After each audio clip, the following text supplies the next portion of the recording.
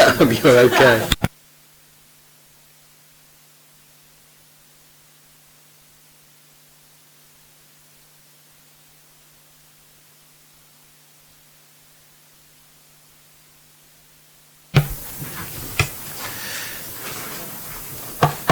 Good afternoon, ladies and gentlemen, members and officers. Welcome to the Planning Committee. In the interest of safety, if the continuous fire alarm sounds, please evacuate the room and public gallery by the stairwells. Do not attempt to use the lifts. Please assemble at Queen Victoria's statue in front of the civic offices. In order to comply with the Guildhall Trust's fire marshal regulations, please remember to sign out when you leave the building after today's meeting. For those of you who have not attended this committee before, I will explain the running order for this afternoon. After committee members have declared their interests and agreed the minutes of the previous meeting, I will announce each item and ask those of you who are here to make a deputation to come and sit at the table. After the planning officer has made the presentation for the application, individual deputies will have 6 minutes to express their views, and joint deputies will have 12 minutes between them to make their views known. After which, you will take no further part in the proceedings unless we need to ask a question to clarify a statement that has been made. Members will then ask questions, make comments, and the decision on the application will be made. Both members of the committee and members of the public are reminded of the need to consider material planning matters and not to refer to any personal information about other members of the public. May I draw everyone's attention to the fact that this meeting will be live streamed, that is filmed, from a camera at a fixed location at the back of the meeting room, and the recording will be on the Council's website. The camera will mainly capture the backs of those making deputations, but there will be some footage of those making deputations as they approach and leave the table where the microphones are located, and of people entering or leaving the room whilst the meeting is in progress. Members of the press and public are also permitted to record the meeting on the understanding that it neither disrupts the meeting nor records those stating explicitly that they do not wish to be recorded. Finally, may I ask everyone to use the microphones provided when they are speaking. This, from my point of view, is especially important this afternoon, since your chairman is suffering from an ear infection and is having great difficulty in hearing anyway. So please use the microphones. I think it would be useful for members of the public if the members and officers go around and introduce themselves so that you know whom we are. I am Hugh Mason, Councillor for St Jude Ward, and I am the chairman of the committee. I'm Kieran Laven, and I'm the planning solicitor. I'm Paul Barton. I'm Assistant Director for City Development. Joanne Miles-Smith, Democratic Services. Councillor Steve Pitt, Central Southsea Ward. Lynn Stagg, Councillor for Baffins Ward. Councillor Claire Udy, Councillor for Charles Dickens. Councillor Donna Jones, Councillor for Hilsey Ward. Luke Stubbs, Councillor for Eastern Crowswater. Jane Thatcher, Planning Officer. Gary Christie, Planning Officer. Peter Hayward, Highways. Alan Banting, Team Leader, Planning. Thank you. First of all, do we have any apologies from any members? Yes, I've had apologies from Councillors Joe Hooper, Gemma New and Susie Horton. Thank you. Declarations of members' interest. Are there any members who wish to declare an interest? Councillor Donna Jones.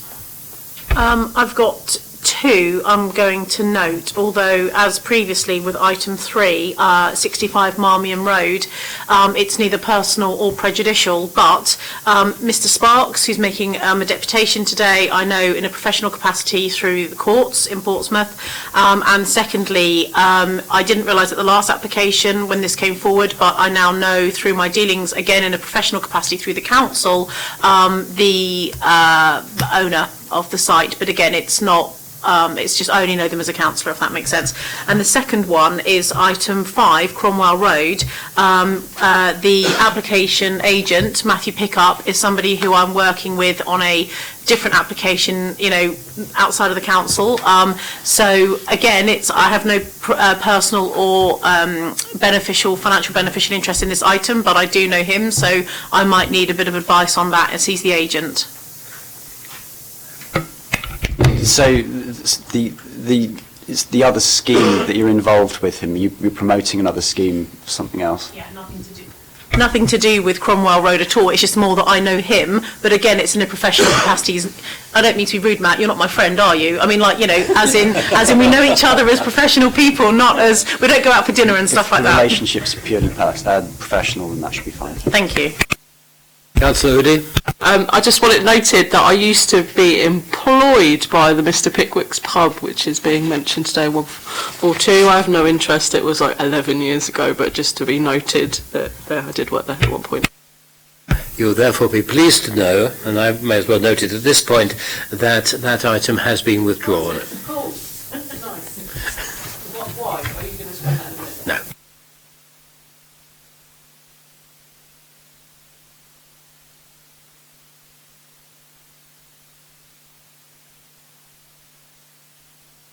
I think there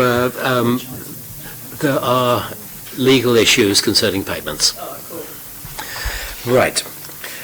Members, you have before you the minutes of the meetings held on the 20th of February and on the 6th of March. I would like to bring them before you.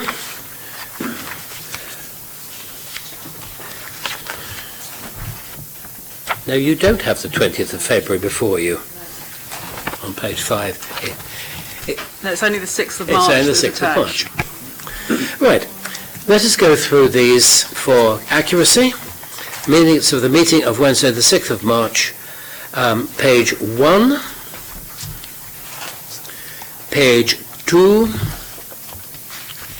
Page 3. Page 4. Since there are no objections, I intend to sign them as a correct record of the that meeting.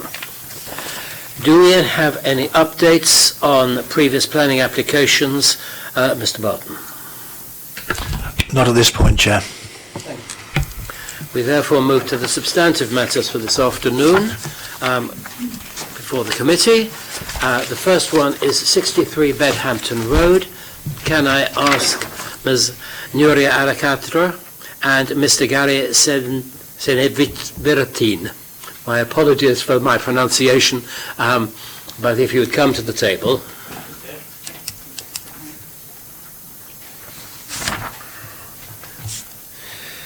May I have the officer's report, please? Thank you, Chair, and good afternoon, members. The application seeks planning permission for a change of use from C3 dwelling house to C4 HMO or C3 dwelling house. The application relates to 63 Bedhampton Road, a two-storey mid-terrace dwelling located to the west side of Bedhampton Road. The surrounding area is characterised by densely populated residential terraces and is in close proximity to a range of shops on Copner Road and is also well serviced by a bus route.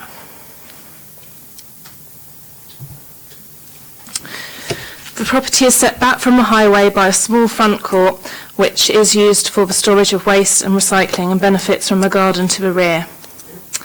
The existing property comprises of a living room, lounge, conservatory, toilet and cupboard at ground floor, with 3 bedrooms and a bathroom at first floor. The proposal would see the ground floor living room converted into a 4th bedroom and the ground floor toilet and cupboard converted into a shower room with toilet and separate wash basin. Based on information held by the City Council, of the 76 properties within a 50-metre radius of the site, none are considered to be in lawful use as HMOs. Therefore, as granting of planning permission would increase the proportion of HMOs to 1.32%, it is considered that the community is not already imbalanced by a concentration of HMO uses, and the application would not result in an imbalance of such uses. Some residents have requested the office to visit all the properties in a 50-metre radius. This is highly likely to constitute a poor use of office time, as the council's data sets are considered to be robust. It is not considered likely that enough further HMOs not already accounted for would transpire to tip the balance beyond the 10% policy threshold. In addition, in response to representations received which claimed HMOs had been missed from account, the main objector was emailed to provide further information on any suspected HMOs the LPA may have missed. However, no response was received. The HMO SBD states that for an HMO of 5 to 6 people there must be one bathroom and one separate WC with wash basin. It is noted that whilst the bathroom measures slightly undersized, the shower room, which includes toilet, wash basin and shower, would significantly exceed the size of the required WC and WC. For bedrooms to accommodate the maximum of 6 persons, a Class C4 use would allow 2 of the bedrooms would need to be double beds. Bedroom 1 and Bedroom 4 exceed the SBD minimum size standards for double rooms. The other 2 bedrooms, both single, also exceed the SBD minimum size standards for single rooms. The combined living space falls short of the standard by 0.96 metres squared. It is noted that in previous allowed appeals, the inspector was satisfied with an undersized communal living room because some bedrooms were large. The logic being that with more space in some bedrooms, there would be less demand on the living room. In this instant, Bedroom 1 exceeds the minimum size by more than 3 metres, while the shortfall of communal living space is less than 1 metre. It is not considered this should constitute a reason for refusal. This slide shows the rear elevation showing the conservatory, which is considered adequate for providing additional living space. Rear garden, which could provide secure weatherproof bicycle storage for 4 cycles. This would be imposed by way of condition. This slide shows the existing kitchen and the existing first floor bathroom. And we've got an existing bedroom and the existing ground floor lounge, which would be converted to the 4th bedroom at ground floor. Another existing first floor bedroom and the existing communal space at ground floor. All other matters relating to amenity, highways, including cycle storage and waste storage, have been outlined in the officer's report.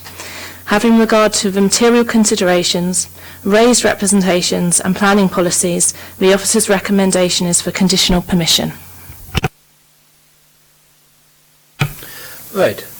You have 12 minutes between you to inform the committee of your views, and at the end of that you will take no further part unless we need to ask you particular questions. So please go ahead. We should do an IT test. All working? Okay.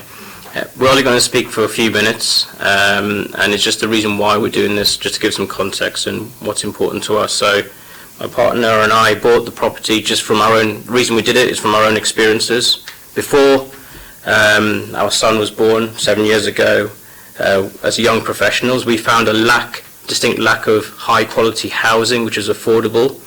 Because as professionals, what you want is somewhere quiet, come back from work, live and be homely. And we found most places actually were student-let, dirty, or necessarily not to the highest standard that a young professional who's trying to make their way in life wanted. So this is kind of what we found was required. You'll see from our advertising that we always specify things such as quiet, clean. It's in all the houses that we have. We already have a few. And the type of people we get inquiring and we accept are people like this. For example, this lady here is working for the Royal Navy. She's looking for a place. On my phone I have a plumber who's looking for a quiet place. He wants to move from his messy place, you know. And what we do is we look after the houses ourselves. We clean them every couple of weeks just to make sure the quality of the housing is maintained. It is a 4-bedroom house. We don't allow couples. So in terms of a family-led comparison, it would be pretty much the same number of residents if you had 2 children. And also, we have no plans to extend it at all to like 6 or 8 bedrooms, or we'll always keep within the 4 bedrooms. And when we bought this place, we already knew the ratio between the 50-metre radius, so we were well aware that we wouldn't tip the imbalance at all. We had our own planning checked, and we were quite satisfied that the imbalance would be fine. The other things to note is in 4-bedroom houses we already have, many of the young professionals don't drive. and we will, of course, install places to keep their bicycles as well. And for us, even with family lets, we do see two cars anyway, generally. And if the child is an older child, they normally could be up to 3 cars as well. So there's not much difference when you consider a four-bed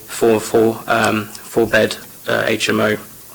So in summary, from our own experiences, we feel there's a demand for young professionals from 23 to about 35 who are looking for a home to live in of a high standard but also affordable, and that's the reason we have some of these houses for ourselves to let out. That's it.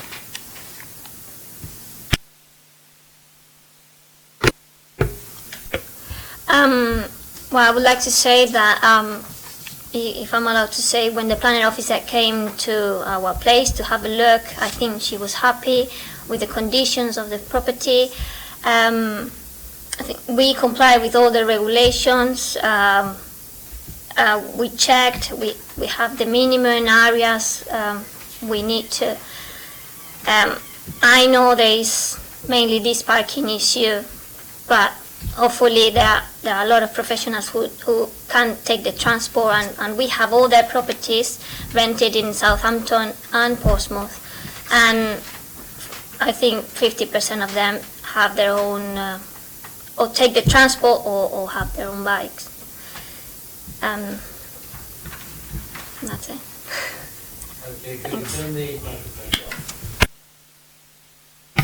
Members, have you any questions?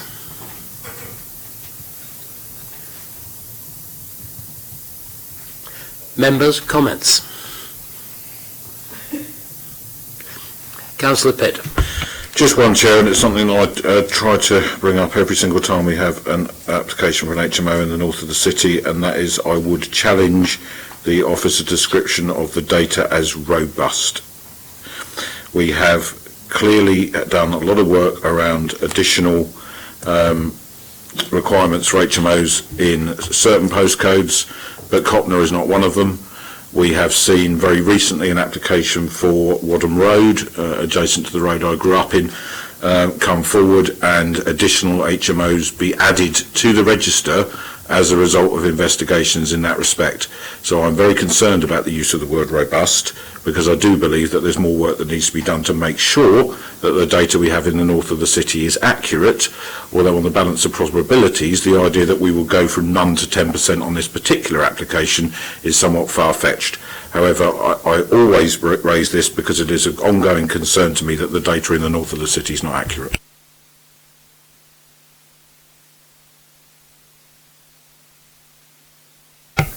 In which case, from the Chair, I shall propose the officer's recommendation. Do I have a seconder? Thank you, Councillor Donna-Jones. Are there any other proposals? No? So I put it to test. Those in favour, please show. That is unanimous. You have your planning permission. Thank you. We now move on to the third item, which is 65 Marmion Road. Will Mr. Sparks and Mr. Bone please come to the table?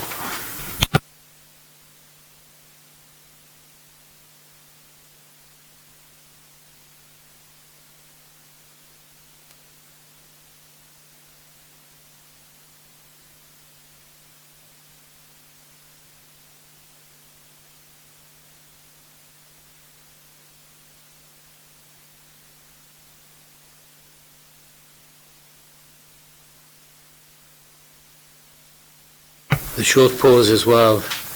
Larger scale plans are distributed to members who will probably only have seen these before on screen.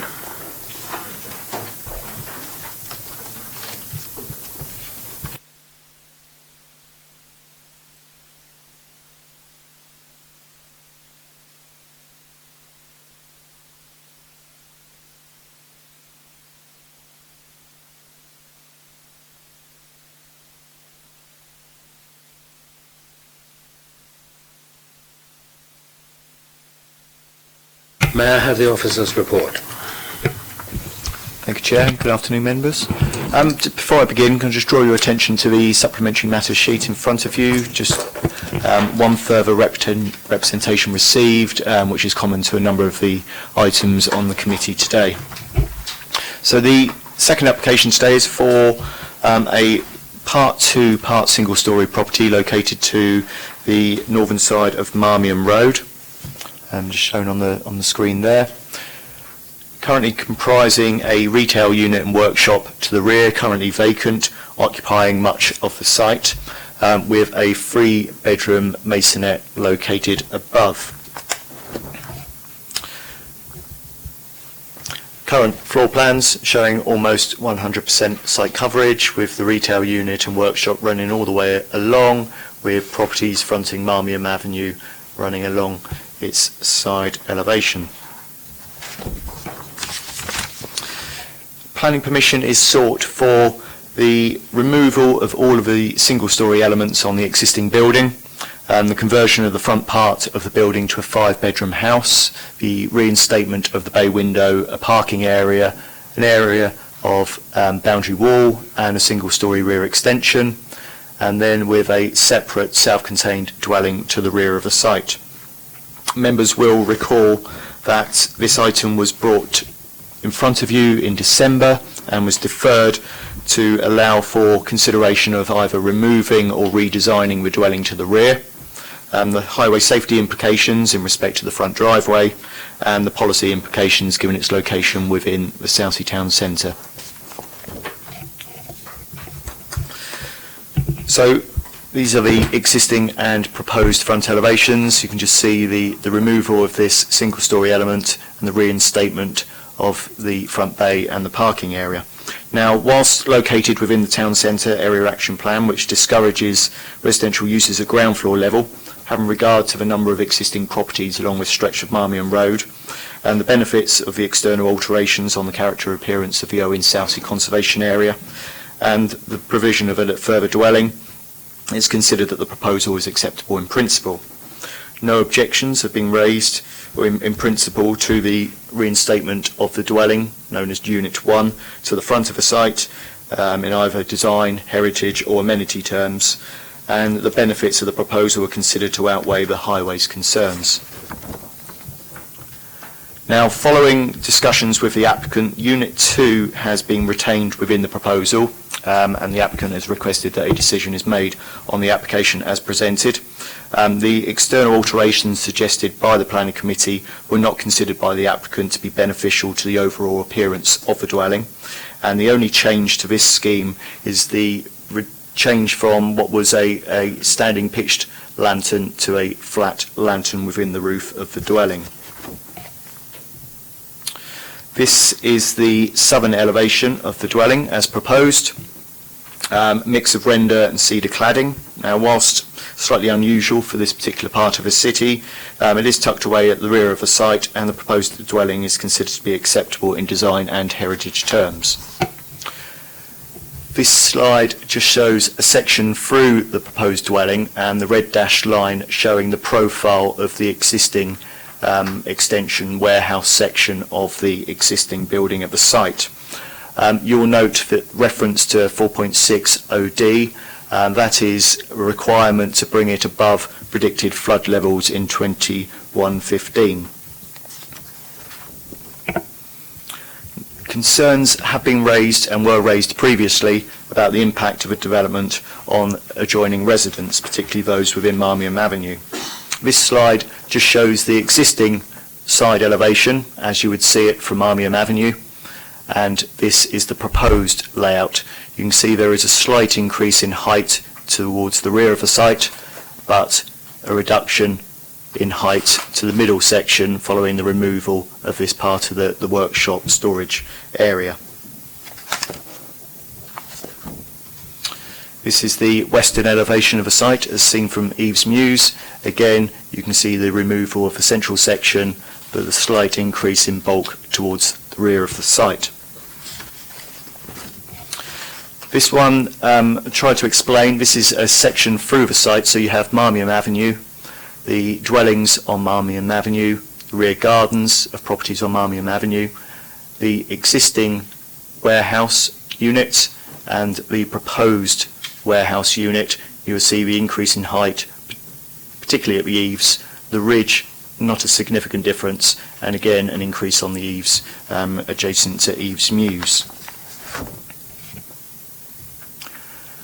Again, this gives a little bit of a better perspective. So it's the removal of this entire section in here, an extension to the proposed dwelling house, and then the location of the proposed dwelling to the rear of the site. This is looking from a rear window along the warehouse unit and the rear gardens of Marmion Avenue. Again, you can see the relationship with those gardens, and there's a narrow alleyway that runs between the two sites. This is a view from number 3, Marmion Avenue, and again showing the existing building at the site. Again, just to refresh your memories, this is the proposed profile and elevation that would be presented to number 3 in the adjoining properties, and with that line transposed onto the existing ridge.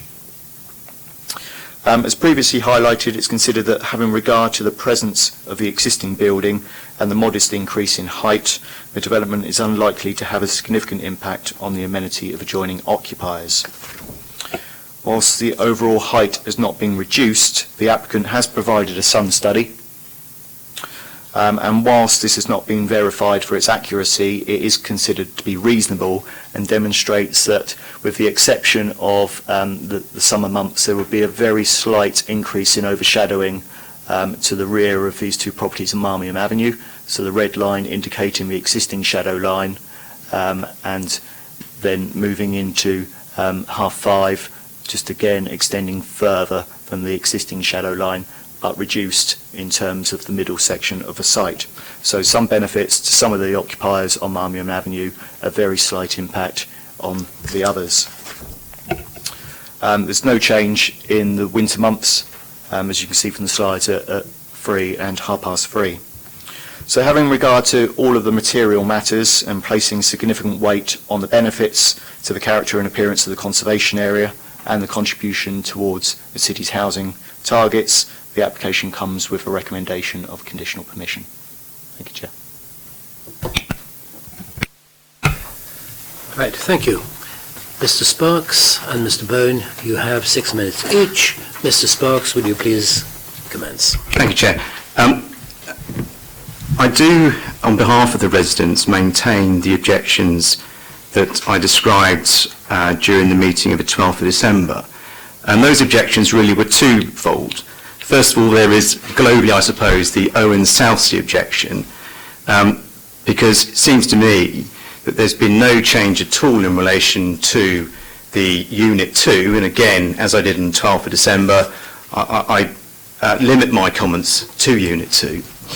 As you will all know, the purpose of the Owen-Southsea area guidelines is to safeguard the completeness of the area, and the more marginal parts of the area in particular must now have the benefit of careful control and enhancement. And whilst I accept that this is an area which is more marginal, certainly the guidance, and it's something I know you will take into account in relation to PS23, indicates that doesn't matter. It has to be viewed in the context of it being marginal but just as important. Council will actively discourage the introduction of unusual building materials or building styles. And I think that's implicit within guideline number 1. And guideline number 9 says where development is acceptable, development briefs will be prepared to ensure that development is in character with that of the conservation area. Looking at what has changed in relation to Unit 2, not a lot, I have to say. Nothing at all in relation to cladding, in relation to the rendering, in relation to it being flat-roofed. All of those aspects are out with the context of the conservation area and outside the ambit of the character of the area. I say that because not only is it outside what is normal now, but in years to come, of course, it will become likely more and more of an eyesore as time goes on. Comment was made, I think last time, that it's a small property. There was a lot of discussion about whether or not PD would enable it to be built anyway in some other context later on. I think that was clarified at the last meeting.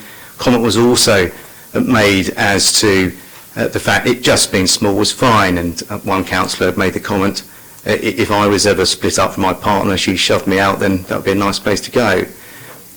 It's built for 2 people, so she'd be with you, and also don't be disabled, because as you can see, it's not a property which is modified for disabilities. So in relation to what's changed, not a lot, and so the objections in relation to Owen Southsea and PCS 23 are maintained. In relation to the overbearing nature of the unit, I suppose things have changed in 2 bases of arguments, I suppose. Firstly, that there has been an amendment to the skylights, is now flat instead of upright. And secondly, in relation to the sun study. Can I just deal with the sun study first? I've had an opportunity on the 21st of March to see if it was accurate. 21st of March, regrettably, was cloudy, but the 23rd of March was not. And so I was able to plot it. It's an honest attempt, but it's about 40 minutes out. And so essentially, what we will see is some shade 40 minutes later than is suggested within the sun study. I make that point really because any additional shade in a small garden, particularly where the garden length is only 4 metres, it is difficult. We, in my household, and I know in other households, work full time. The time, in fact, of day when light is important is the very time when light is impacted. But actually, in terms of the overbearing nature of the build, it wasn't just the sun shadow which was the issue, it was the increase in height and sense of enclosure which was present due to what will be faced with a 4 metre high block built rendered wall. And that really was the reason I think that the council were keen to have the matter reviewed to see whether or not Unit 2 can be deleted, or that it followed very much the roofline of the current building. There was some considerable discussion about that. So in relation to have there been changes in terms of the sense of enclosure, no, there hasn't. Have there been changes in relation to the shadow? There's been some work done on where the shadow would be, probably not accurate, but it certainly shows there will be a loss of a considerable amount of sunlight and additional shadow to us at the most important time of our day, and that will have an ongoing effect to us and also future residents in those premises. The arguments I think that the property developers pursue are these. First of all, that setting aside the sun shadow issue, that the Unit 2 is needed, otherwise it's not economically sensible to undertake the development as a whole. This is a marquee property. If this application is refused, and no doubt someone else will come in, they will have listened to what's been said by this committee, provide planning applications in line with Unit 1, it will be granted and they can make a go of it. The fact that these developers find it financially too difficult looking at profit is not a reason for this committee to say we will grant. The second aspect is, well, it's already got a property there. As was noted many, many times before, property was built long before planning and the conservation area came into place. Is that my 6 minutes up? Pretty well. Can I just make a closing comment then? This committee reasonably put conditions on. The conditions have not been met, and it's our deputation that to allow this planning to go ahead now would not be reasonable, and I ask you to reject it. Thank you, Mr. Byrne. Thank you, Chair.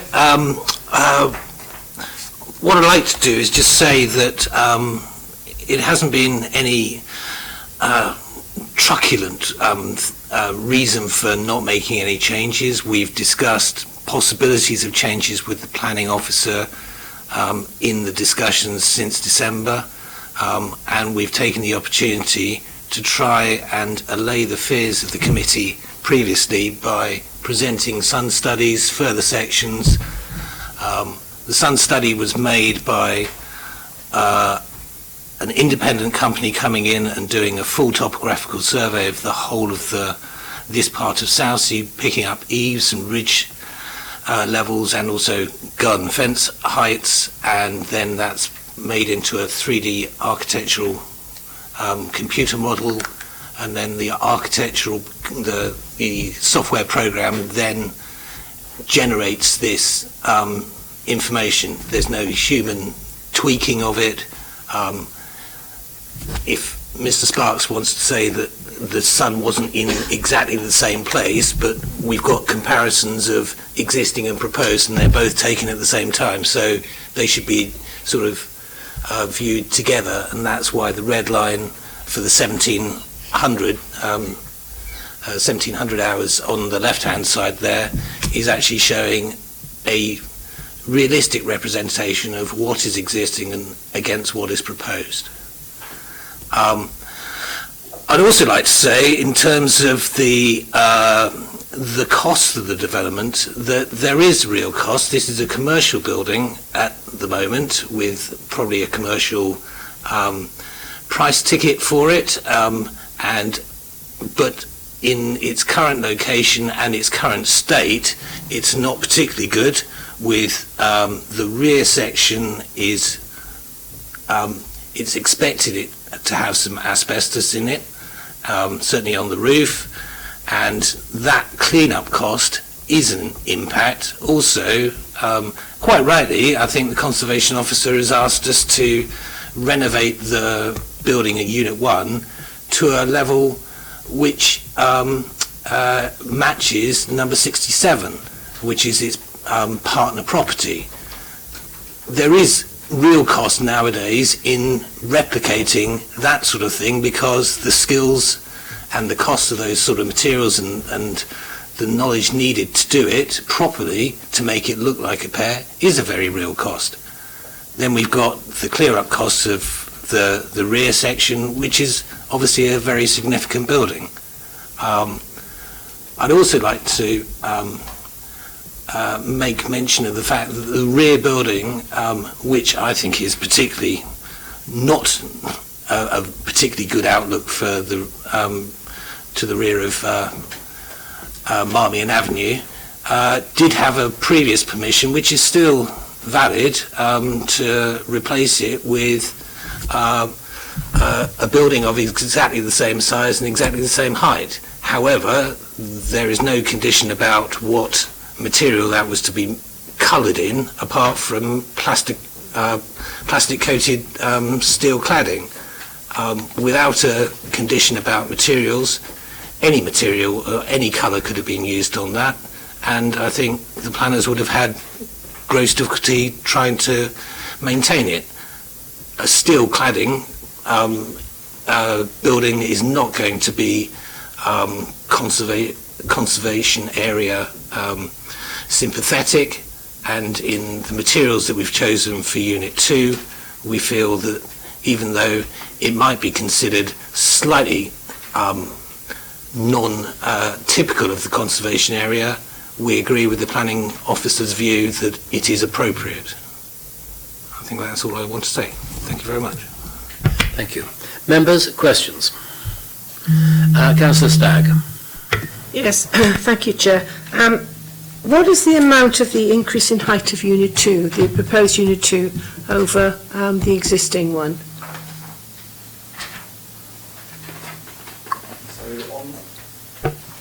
On the boundary with Marmion Avenue, I believe it is 0.7 metres. Sorry, I'm just going to mark it on. So the difference between that eaves position and this eaves position is 0.7 metres. Right. On this side, it is 1.1 metres between that position and that position there. Thank you. And can I ask a second question, and that is, how long has the existing and present Unit 2 existed? I don't know the answer to that. It's a significant period of time. It's a lawful building.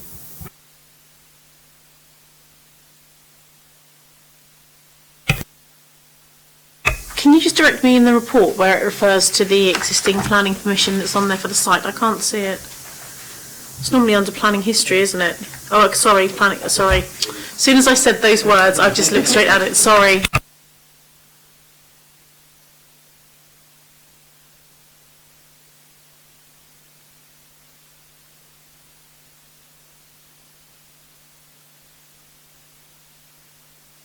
Members' comments?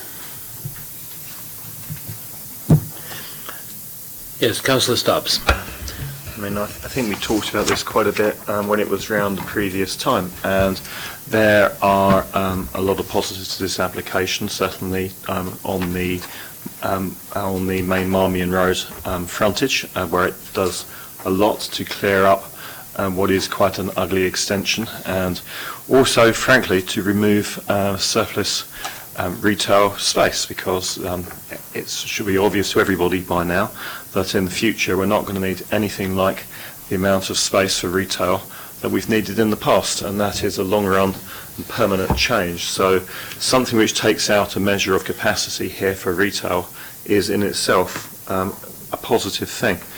We've been, so that's the front aspect of it. I think in terms of the rear unit, we do have to be mindful that there's already a building there, and while we discussed this before and you couldn't just convert that on permitted development, but realistically you would be able to convert that building. So you have to treat that as, what would that be like as a residential building there, and is the changes proposed sufficiently significant as to be grounds to refuse consent? I don't think it is.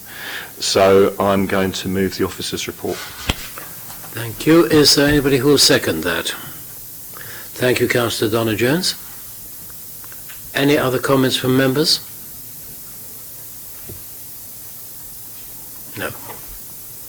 In which case I put the proposal that we accept the officer's recommendation to the vote. Those in favour, please show.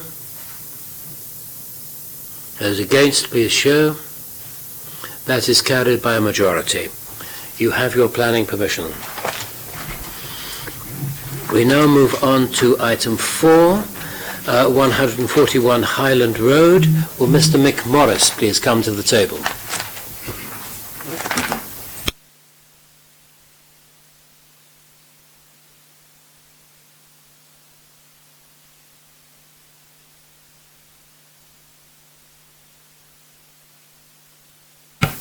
May I have the officer's report, please?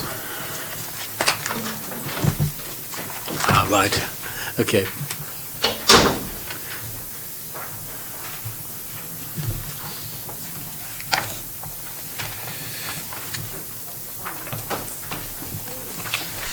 Jane, have I been naughty? You didn't give me one.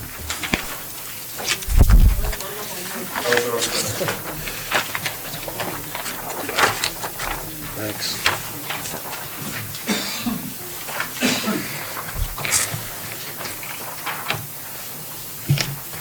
Okay, thank you, Chair. Again, can I just draw your attention to the supplementary matters sheet before I begin? There is a withdrawn objection from Councillor Vernon Jackson, and also the additional representation that was common to a number of the applications on the agenda today. So this application relates to a two-storey corner property located on the corner of Highland Road and Clegg Road, directly opposite Highland Cemetery. The proposal is to replace the existing commercial building, which benefits from a one-bedroom masonette above, with a four-storey building comprising two masonettes. The adjoining terraces, both residential in nature, present the blank gables onto Clegg Road and Highland Road, and a number of the properties previously commercial at ground floor level have been converted along the stretch of Highland Road, unfortunately not in a particularly sensitive manner, which doesn't make a particularly positive contribution to the street scene. So the proposal to remove the existing building from the site, replace it with a building primarily 4 stories on the corner, stepping down to 3 stories with accommodation within the roof as it abuts the blank flank elevation of Highland Mews and the adjoining property on Highland Road. In the absence of any site-specific policy requirements, the proposal was considered to be acceptable in principle and would significantly improve the character and appearance of this stretch of Highland Road. This drawing just shows the relationship. This would sit against the blank gable on Highland Road, and this would sit against the blank gable onto Highland Mews, which is in Clegg Road. Internally, the building would provide one one-bedroom masonette and one two-bedroom masonette. These would provide an acceptable standard of living environment for future occupiers and would not have a significant adverse impact on the amenity of adjoining occupiers. Whilst an objection has been received from the local highways authority based on the absence of parking facilities to serve the additional unit at the site, it is acknowledged that there are already commercial units and a residential unit at the site which would have its own associated parking demand. Therefore, having regard to the existing uses, the improvements to the street scene and the provision of a further dwelling at the site, it is considered that the benefits of the proposal would outweigh the highways objection. Therefore, for the reasons set out in the report in front of you, the application comes with a recommendation of conditional permission. Thank you, Chair. Thank you. Mr. Morris, you have 6 minutes to explain the situation to the committee. Thank you, Chair, members. Could I just first quickly say, Chair, that my thanks to your planning officers for waiting while I had a kryptonite hip fitted and deferred this application before it came to committee, so I do appreciate them waiting for me. I'm not an architect that particularly likes demolishing existing buildings. I'm rather fond of existing buildings generally, but I couldn't really get my head around this one very much, and I thought that perhaps introducing a new building might sort of lift the terrace a little bit, and perhaps you've got to imagine if you're walking or cycling or driving down Highland Road on the bus, that perhaps perhaps I would hope you would think that would enhance this terrace rather than detracting from it. The size of the accommodation is to the national standards, and that's pretty reasonable actually. So the whole of that building has just got 3 bedrooms in it. I've inverted the ground floor one so that the lower maisonette, actually, if you're sitting in the living room, you get a little bit of a view out over the cemetery. I know it's a cemetery, but it's an open space, which for Southsea is pretty rare. The upper one, you've got in that almost faux tower kind of edge, you've got quite a nice view as well. And I suppose if I've riffed off anybody for this particular scheme, it would be Mr. Thomas Owen himself in the 19th century. I've tried to be sensible, and I've had a lot of help and suggestions from the planning officers themselves. So I would ask the committee to look favourably on this application, and if you're able to, grant me the permission. Thank you very much. Members, questions?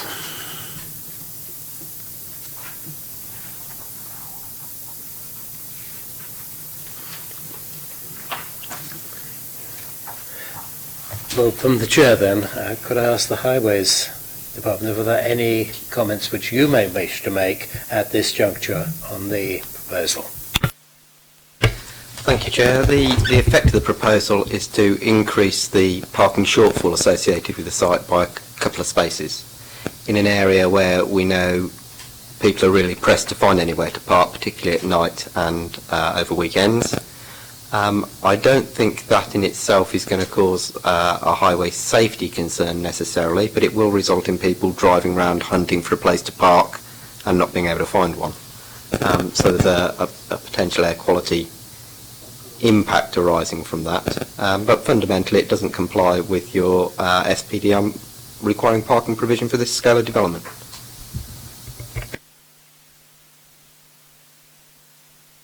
Councillor Stagg. Going to comments now. Any further questions, members? No. Comments. Councillor Stagg. Thank you. I too have serious concerns about the parking provision. On the one hand, I'm happy that there isn't parking provision because I want to see the number of vehicles reduced. On the other hand, that is in reality not going to happen, so you can have people, as you say, driving around contributing to the air pollution. So I'm just wondering, could we not put a condition on it that there is no cars for this particular building? I suppose I should have said that earlier, but in the questions, but it's just something to consider. And the second thing is, I like the building. I think it improves the area dramatically. However, what concerns me is the four-storey bit, the towery bit, because that is totally out of character with the rest of the road, because they are much lower level. I mean, I think having the second bit, the bit on the right, with the room in the roof, where you're lowering the overall height, would be much better, and it would be more in keeping with the area around. Sorry, your question to the legal team is a question concerning could we put any restrictions on car ownership on a property?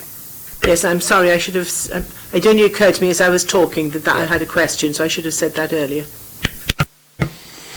The answer would be that it wouldn't be reasonable to restrict the occupiers of the house from using the highway in that particular way, so the condition wouldn't be one that I would advise trying to impose on the permission. There's good bus service along there. You've got... Sorry? Essentially, Councillor, it wouldn't be enforceable. Councillor Jones, then Councillor Stubbs. Thank you very much, Chair. I'd like to propose the recommendation. I think it adds significantly to the street scene. I think the existing building that's there probably was there for a functional service type industry at some point, but isn't serving much to the street scene at all. I think this massively increases it. It also helps to address the significant housing shortfall we have in the city. I do share Councillor Stagg's concern about the parking and the point that Mr Hayward's made as well, and I would like to make a recommendation for permission or conditional permission based on delegated authority to the planning officer to see if it's reasonable to work with the applicant after today to potentially have the side wall of the forecourt off and to see if that could then create one or maybe two parking spaces, and if that's not achievable then the planning officer has the delegated authority to conclude to full permission. Thank you. Councillor Stubbs? Yes, I'm happy to second that. I think that the proposal we've got in front of us, the design is good, and having that extra bit of height and features in the corner of at the end of the line gives it a bit more definition and bookends it quite well.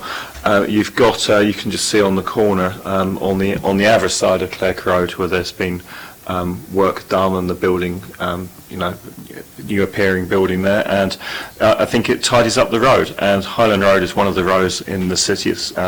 We've got quite a few of them actually, where one time it would have been full of shops and now it isn't, and you are left with some shops and you are left with some generally poor quality conversions, which have left roads looking quite, unfortunately, some of it looks quite scruffy, and this is a way of tidying that up. I'm quite happy with that. I'm not sure there's much you can do on the parking, but I do take on board what Councillor Jones says. I mean, we're conscious that it's very close to the junction, so quite what the view on that will be, but I'm certainly happy to second the proposal.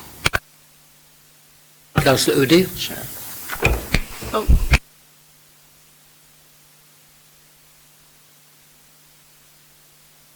After you've spoken, I will take some advice from the legal team. Okay, your comment from the legal team.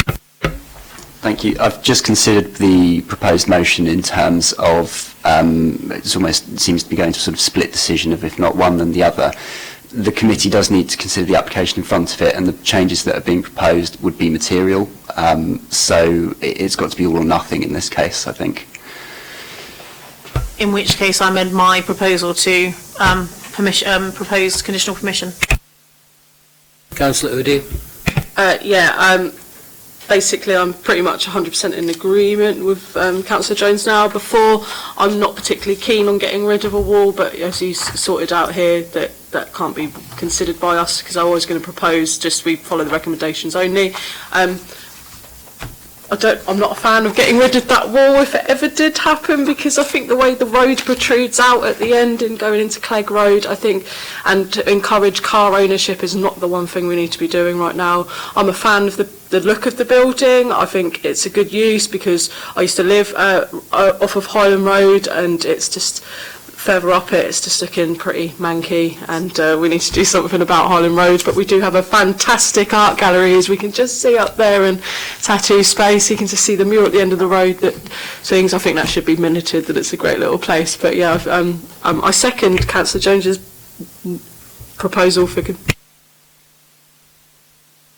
Councillor Pitt. I love it when we'll violently agree with each other, and I particularly approve of the use of the word manky, which I think is a Portsmouth word which I haven't heard for quite some time. I also had a bit of reserve. I was minded to support Councillor Jones's proposal about looking at whether parking is an option, but actually I walk down that road most days, and there is an unattractive use of the forecourts for car parking. We've even had cars dumped there that the council's had to remove in the past outside some of those units.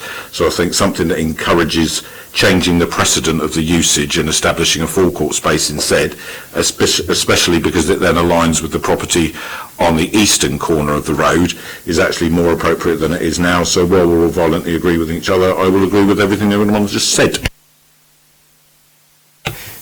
Councillor Stagg, do you wish to comment? I've made my comments, thank you. Okay, right.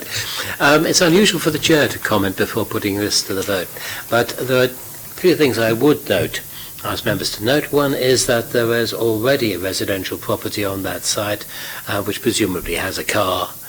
We're increasing it by one number of residential properties. And the second thing is that the tower has been mentioned. Those of us who know Southsea know that in a number of roads there are buildings which are significantly high, and in some cases do form a small tower. So it would not be wholly out of character with the character of Southsea to have this small tower as part of the townscape. So we have a proposal and a seconder. Can I put it to the vote? Those in favour, please show. That is unanimous. Mr. Morris, thank you for your contribution. You have the planning permission. Thank you.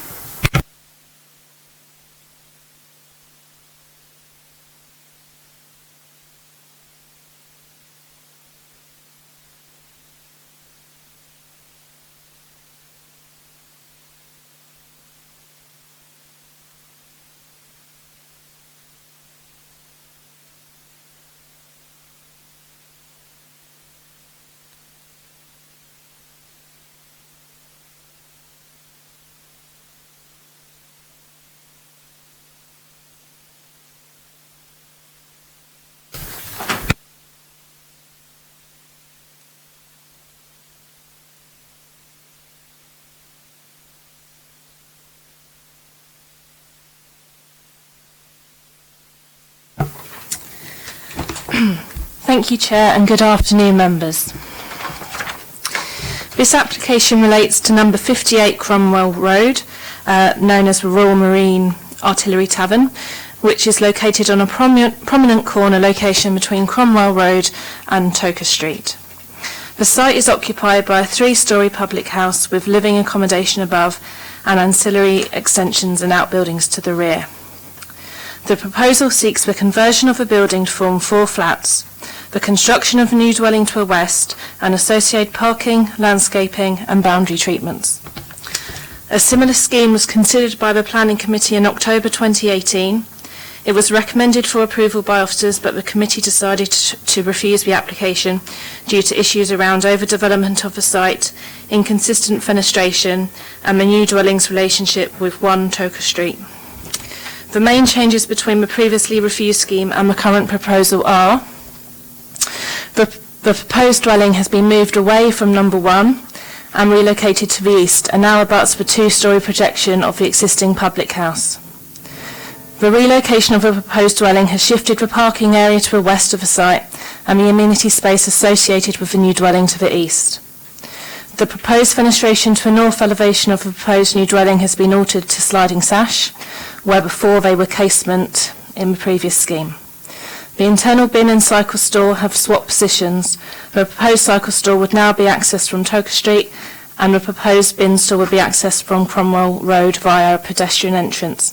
In addition, there is a further secure cycle store area for flat 2 provided to the south of the site, adjacent to the integral waste store. The above slides highlight some images of the site. The tavern straddles the corner junction and has two prominent elevations with traditional architectural detailing. To the rear of the building, numerous extensions and outbuildings have been developed over time. The previously converted Eastney Cellars pub is located directly opposite the application site, and number 1 Tolka Street adjoins the site to the west. These slides indicate the current internal conditions of the building.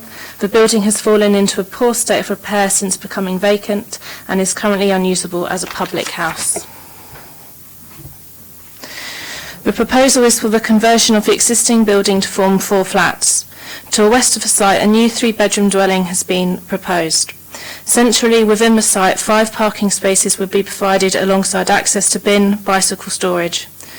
The local highways authority have indicated that the provision of vehicle and cycle parking is acceptable.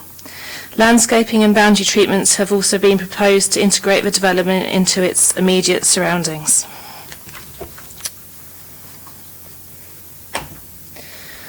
The previously refused scheme detailed the dwelling would directly abut number 1. The current layout of the development has been rearranged, but it has not changed the amount of development proposed. So this slide shows a previous scheme. So the house was previously put here, abutting number 1. It's now essentially shifted over here, and you can see it's just altered the layout of the development. This slide demonstrates how a property would be laid out. At ground floor, the tavern would accommodate, the converted tavern would accommodate 2 one-bedroom flats, a cycle store and refuse store, as well as an access stairway to the upper floors. The proposed dwelling to the west would accommodate an open-plan kitchen living area at ground floor with access to a landscape garden measuring approximately 50 metres squared. There would be a secure weatherproof bin bicycle store provided within the curtilage of this site. Just there. The first and second floors of the RMA Tavern would be converted to form 2 two-bed flats with associated kitchen living space. The new dwelling to the west of the site would have 3 bedrooms, bathroom and a shower room, 2 bedrooms, bathroom and a shower room at first floor and a 3rd bedroom at second floor level. The proposed new flats would all meet the minimum required floor areas as required by the space standards. There would be a fractional shortfall of 2 metres squared in the floor area of the proposed new dwelling for 5 people sharing. However, based on the merits of the scheme, this is considered to be acceptable and would provide a suitable standard of living accommodation for future occupiers. Externally, alterations to the RMA Tavern would be limited to replacement conservation-style windows, installation of doors and paint treatment. The proposed new dwelling would be constructed from matching brickwork, concrete roof tiles and white UPVC windows. All materials would be conditioned to ensure quality.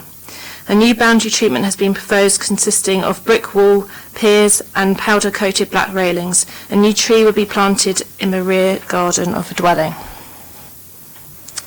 Again, this slide just highlights a previously refused scheme. So the windows were an issue last time, they have been altered now, and you can see they've been changed to a sliding sash, and as well the dwelling has shifted over here. So the current application has addressed the previous issues relating to inconsistent fenestration and its relationship to the adjoining terrace property, but it cannot address issues relating to overdevelopment of the site and whether the parking courtyard is cramped. The matter of balancing policy and the merits of the proposal are examined further in the officer's report. This slide demonstrates the rear and side elevations of the new dwelling and the RMA. The revised scheme would see the new dwelling abut the public house. The proposed design alterations are considered to integrate the new dwelling within its surroundings and provide a separation distance between the terrace of properties on Tolka Street. The amended design is therefore considered to be acceptable. The amended proposal is not considered to have a significant impact on the amenity of neighbouring occupiers by virtue of loss of privacy, loss of natural light or greater sense of overshadowing. In summary, the amended scheme as presented is considered to be visually acceptable and will not have an impact on the adjoining heritage assets. The internal arrangements of floor space would provide an adequate standard of living accommodation for future occupiers. The layout and provision of vehicle and bicycle parking is considered to be acceptable to the local highways authority.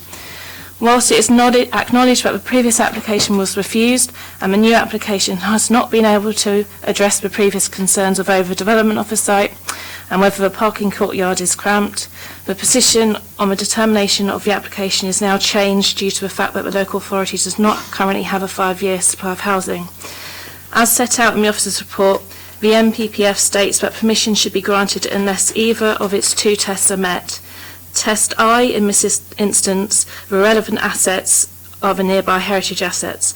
The development would not harm nearby heritage assets. Test II is not considered that the limited harm to local amenity character derived from proposals would significantly and demonstrably outweigh the benefits of providing new housing when assessed against the policies in the MPPF taken as a whole. As such, planning permission must be granted. The new situation of housing supply supersedes the position recently taken by the local planning authority, i.e. the refused application of last October, and is considered the application must now be approved to follow national policy. Before I ask Mr. Pickup to speak, members who were at the pre-meeting on housing will be aware of the changes in the National Planning Policy Framework, which were introduced on the 19th of February of this year, and which have a material impact on the way in which we should judge this application. Mr. Pickup, you have 6 minutes. Thank you, Chairman and members of the committee. As Ms Thatcher has explained, the last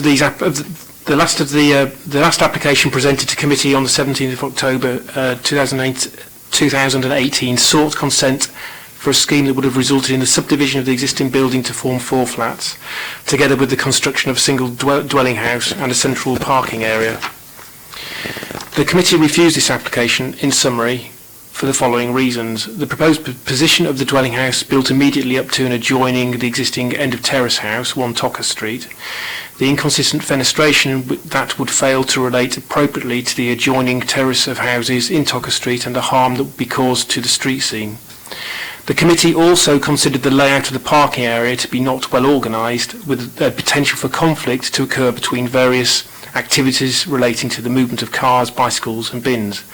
Although not covered in the reason for refusal, I understand that members were also concerned about highway safety and the proximity of the car park entrance to the Cromwell Road junction.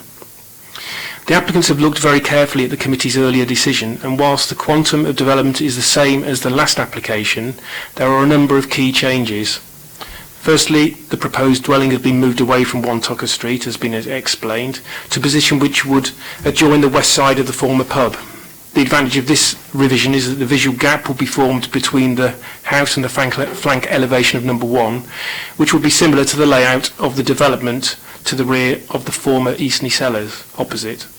As such, the front elevation of the proposed house at number 1 Tucker Street would not be read next to each other, and the slight difference between the alignment of the fenestration of the 2 houses would therefore be barely noticeable. As with the previous application, and in recognition of the site being located adjacent to a historically sensitive area, it is proposed to use high-quality materials to undertake the building works. To this end, and in order to ensure the proposed dwelling house reflects the appearance of other houses in Tucker Street, it is intended to install sliding sash windows in the dwelling's north elevation. It is hoped this revision, along with the relocation of the house away from number 1 Toker Street, will help address members' earlier concerns in relation to the visual impact on the street scene. Secondly, the resiting of the dwelling house to a position adjacent to the rear elevation of the former pub has enabled for both the resiting of the car park entrance and a rationalisation of the use of the parking area to take place. The car park entrance will be moved some 7.5 metres further to the west and away from the street's Cromwell Road junction, with regards to a conflict of activity within the car park, whereas the previously refused application, refuse and recycle, sorry, let me go through that again, whereas the previous refuse and recyclable store would be shown as being accessible through the car park, it is now being repositioned in a storage area located on the south side of the existing building with collection from Cromwell Road. The flat cycle storage facilities are now proposed within the building with access to Toker Street via the building's main entrance. Additionally, the previous scheme showed access through and between Cromwell Road and the car park, which would have been used by all the development's future occupiers. This passageway will now be stopped up. The space created will be used as a secure cycle store for apartment 2 on the ground floor. Consequently, there would now be no access between Toker Street through the parking area and Cromwell Road. The occupiers of the house will be the only residents needed to move their bikes and bins through the parking area, therefore. It is considered that this revision would significantly reduce the potential for conflict occurring between cars, bicycles and bins in the parking area. Members of the committee will see from the officer's report that no specific objections are made to this application from local residents or in particular from the City Council's highway engineer. In conclusion, it is considered that the proposed development represents a high-quality residential scheme that will be in accordance with the local plan. In particular, it will be compliant with policies PCS 10, housing delivery, helping to address the Council's identified housing shortfall, PCS 19, which encourages delivery of mix of dwelling sizes, and PCS 23, design and conservation. It's respectfully requested that members of the committee follow your officer's recommendation and grant planning permission. Thank you, Chairman. So the issues, it would seem to me, before members this afternoon are, first of all, whether in the view of changing NPPF, we would wish to continue with our previous view that there was overdevelopment of the site, and secondly, on the new design, whether this has met the objections which we made earlier at an earlier meeting, and whether the new design is acceptable in itself. So, members, questions. Members, comments. Councillor Pitt, then Councillor Stubbs. Thank you, Chair. I think that the concerns that we raised before, as me particularly was worried about the vehicle movements close to that junction, as members and some present will know, I spent many, many years stood on the corner of the other junction, so I'm intimately acquainted with it, and despite advice given to us earlier today, I do believe that sometimes modelling is not as relevant as real life experience. So moving that, the place where vehicles will move on and off the street further away from the junction, I believe is a significant improvement. Not having the house abutting the existing terrace in that area is also an improvement. I think we've got a much better proposal than was in front of us before. I'm very grateful that the applicant has worked so closely with the planning officers to make those changes, and I'd like to move the officers' recommendations. Councillor Stubbs. Yeah, thank you, Chairman. I mean, this is a site I know quite well. I used to know the pub when it was in operation, and as is always the case when premises are this close, I mean, there is a certain sadness to it, but that's outside of planning. It's just the same, really, as the loss of shops. It's just down to changing patterns of demand. When the previous scheme was refused, there were two primary considerations that was being discussed, one of which was the relation to number 1 Tokar Street, and this is actually a much better solution, and it reflects a bit more about what was done to the former Eastney Cellars opposite in the scheme there. I think putting the house as part of the pub is visually much better, and it takes away some of the objections. Parking, well, we're looking at 5 spaces for 5 units. That's pretty good, actually, in what is a tight site, and it is noticeable again that the Eastney Cellars opposite had no parking provided when that was went for a housing scheme. I think we need to be mindful of what our powers actually are, and our powers are not to frustrate all development on brownfield sites. We don't actually have the power to do that, never have had the power to do that. Our power, such as they are, is to shape development, and we are in effect always, whether through officers or through the committee, in a process of negotiation with applicants, and we're never going to get anywhere in a process of negotiation if we take the position that we're never going to say yes. And so we have to recognise that when an applicant has moved far enough, then we have to accept that that's. We then have to pass applications. So I would certainly be happy to second the proposal before us today. I think it's a much improved scheme. Thank you. Councillor Pitt. Sorry, Chair, and a personal foible.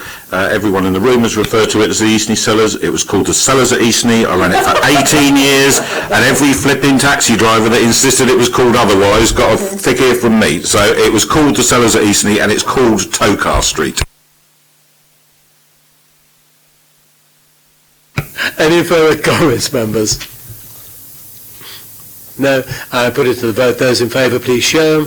That is unanimous. You have your planning permission. I would propose now to take item 7, because there are no deputations on item 6, but there are deputations on item 7. I think it's a courtesy of deputies. Would any member object? No. So we move now to item 7, the public house at 84 to 90 Palmerston Road. Mr. Cairns, Mr. Ferguson and Mr. Sellers, would you please come to the table?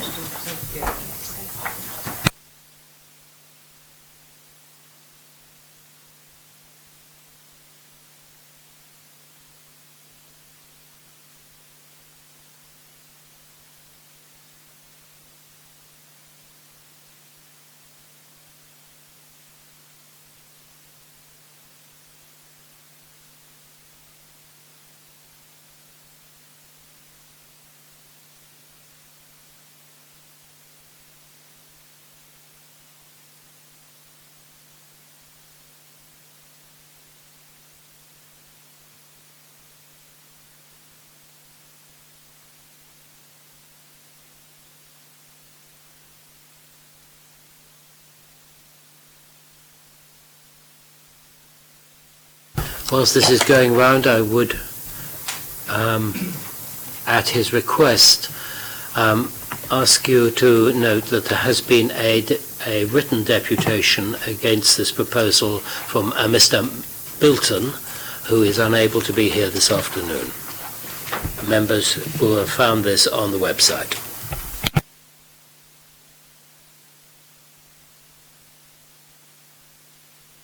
Right, can we move to the officer's report, please? Thank you, Chairman. Good afternoon, members. This application is for the Lord Palmerston, 84 to 90 Palmerston Road. So here's a location plan. I'm sure you're familiar with it, and a overhead view of the area showing Ashby Place car park. And then this back of the site is just here. And that's Palmerston Road. This is the front elevation of the property. I'm showing it in drawing and in photograph. And this is the rear of the site. It has a flat roof at first floor, which is currently occupied by extractor equipment, air handling equipment. And as you see, the windows are boarded up because although it's a 4-story property, only the first and the ground floor are really in any kind of use. The ground floor is used as a pub, and there's ancillary accommodation to the pub on the first floor. And then the second, third and fourth stories are all boarded up, as you see, and disused. This is some interior shots of the property. And this is the existing and proposed fourth floor. And I just want to explain now, there's two parts to this proposal. The first one is for a hotel on the upper floors, a 24-bed hotel, starting from the fourth, third, second, and first floor will all have rooms. So on the fourth floor, there are 3 rooms proposed. And so we go down to the third floor, and the second floor, and the first floor, the ground floor, which is going to see pretty well exactly as it is at the moment, but with the addition of a lift shaft, which will then give access to the second part of this proposal, which is the installation of acoustic screens and a lift tower and a canopy to facilitate the use of the first floor as a sitting-out terrace for customers. So this shows the existing and proposed elevations. So as I showed you before, the existing elevation, here, is in use for extraction equipment, and the proposal is to change it into this terrace with an acoustic screen here, an acoustic screen at the back, and a canopy over half of it. Just go back. There will also be a sitting out area, sorry, a sitting out area for here, so that's the canopy. Here, the acoustic screen here, an acoustic screen at the rear. These are the hotel bedrooms, and there's also a customer area inside with access through to the terrace, and also some windows that can open here.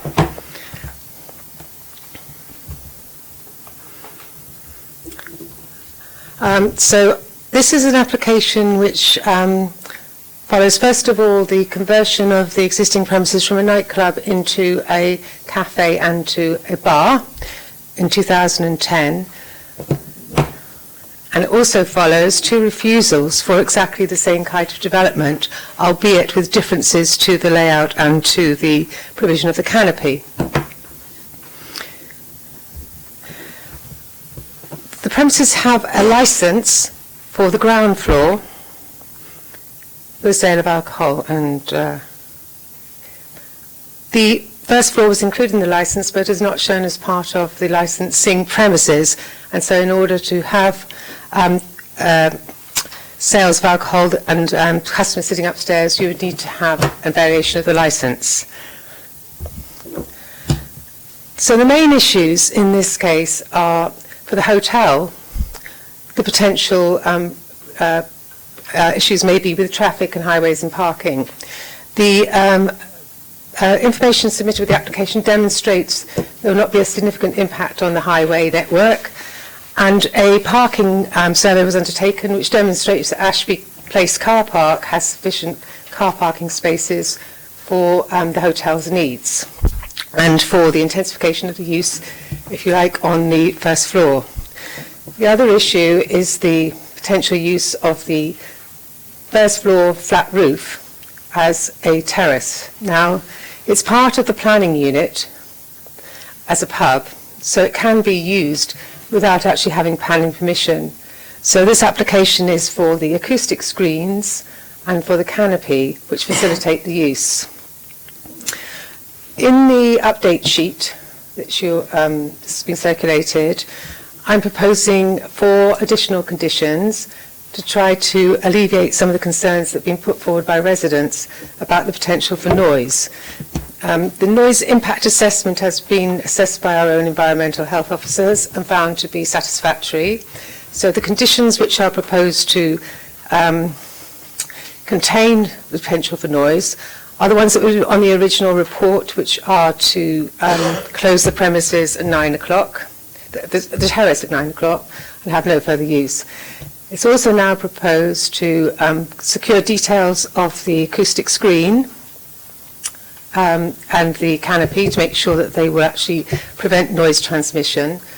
And the additional conditions are to have the windows on the internal area closed after 9 o'clock, so there can be no transmission of noise through to the terrace, and for the terrace fire escape not to be used for customers, but only to be used in the event of an emergency. And then the final additional condition is not to allow the playing of amplified or recorded music. With those conditions in place, it's considered that the proposal is acceptable, both in highway terms for the hotel and in terms of the potential noise disturbance from the use of the terrace. Thank you, Chairman. The deputies, who I've got here somewhere, and this massive paper. Right, got it. Mr. Cairns and Mr. Ferguson, you have 12 minutes between you to make your deputation.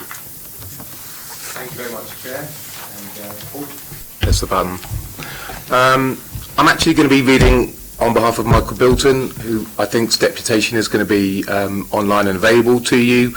But really, as a resident of Auckland Road West and someone who resides at the rear, I just also wanted to express some points as well. So thank you very much for that.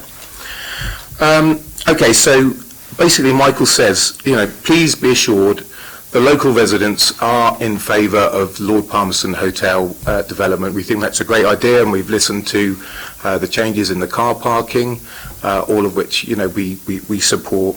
However, the claim that there have only been an insignificant impact on residential amenity from the proposed roof terrace, we believe is utterly risible. The potential for noise has long been a standing issue, and I think you've seen that twice before, in 2010 and in 2017, the City Council has recognised the danger for residential amenity at the rear of the premises. Our deeply held concerns are about the noise and the disturbance of the roof terrace.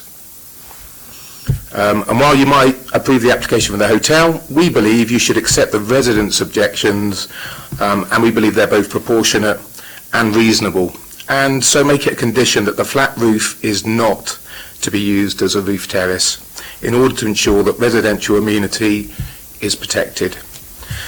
The roof terrace plan has been altered since the last application that was refused in 2017. The claimed results of tests for noise pollution, we believe, are based on nothing more than pure speculation. Moreover, the idea that the nearest residential property is 35 metres away, as stated in the report, and is across 2 roads, and a public car park, is nonsense. Again, I'm reading from Michael, who resides at 1 Auckland Road West, and he says in terms of the report, both a large block of flats stands in very close proximity to the flat roof on the same side of the road, and there are more homes around the car park itself. Urge you to go and look for yourselves. The further claim that there be no loss of privacy, noise or disturbance for local people, again I'm quoting from Michael, borders on contempt for the residents that are living nearby. Noise and disturbance does cause a major impact on residential amenity. We local residents well know the nuisance caused by people that drink alcohol. We also know that there are rights enshrined in common law against public nuisance that have been guarded by the courts for centuries. 70 customers from the Lord Palmerston pub would be allowed to smoke and drink upstairs in an open-air terrace. Again, if you look at the site, it's like an amphitheatre. And for those of you that maybe go to local football or something like that with the surrounding, there is significant noise amplified because of the surrounding nature of car park, as you can see on the picture. Do you think all-day drinkers outside will not make a noise? Is the hotel application simply an attempt to get extra drinking space on the Heathrow flat roof at the rear of the pub? It would create a precedent also for other pubs with flat roofs throughout the city of Portsmouth in terms of the development. In 2010, a critical condition was placed on the planning permission given to the Lord Palmerston pub. The true details remain for some reason unspecified in the planning report before you.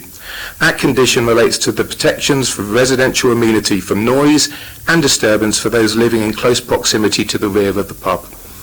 In 2017, the application for a hotel on its upper floors was turned down, in part because of the proposed roof terrace, and for the similar reasons, namely to prevent noise and disturbance being caused to local residents. Do the rights of the applicant have 70 additional customers drinking outside on an open rooftop terrace trump the common law amenity rights of local residents? This is what you must consider.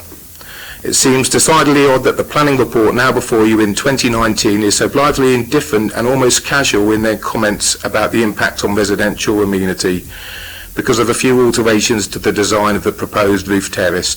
Yet previous planning committees have worked hard to prevent an impact on residential amenity caused by noise and disturbance. The very idea that heritage assets, and again this is from Michael's location at number 1, have a view of tangled air handling, conditioning equipment on the flat roof and boarded up windows of the pub is preposterous. He can't actually see any of that. And although the design in the hotel and the main parts are an enhancement of the area, some points on the report don't accurately reflect the situation in terms of local residents. So, in any event, it most certainly possible for the Planning Committee to allow the change of the upper floors to the Lord Palmerston to a hotel, whilst still refusing permission for the roof terrace. There are a few sort of details that Michael's also put in as addendum in terms of law, and again, I'm running out of time, so I'll just ask really to please have a look at those points. Thank you very much.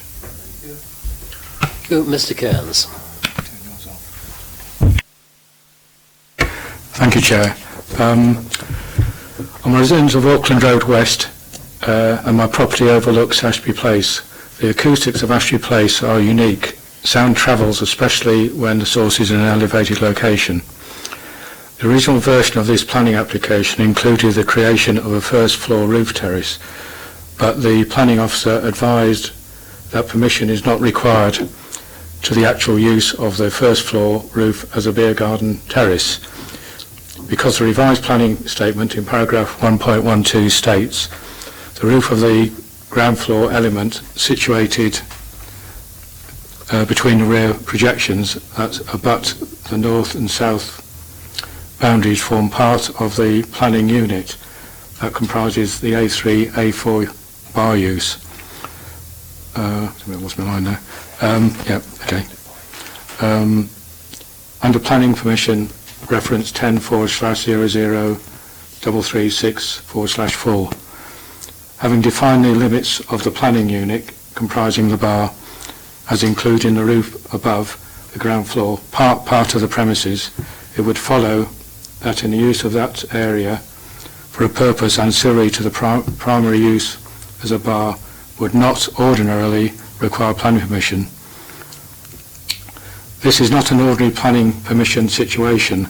This is a significant feature of this planning application which will have a profound impact on residential amenity of the many residential properties surrounding Ashby Place.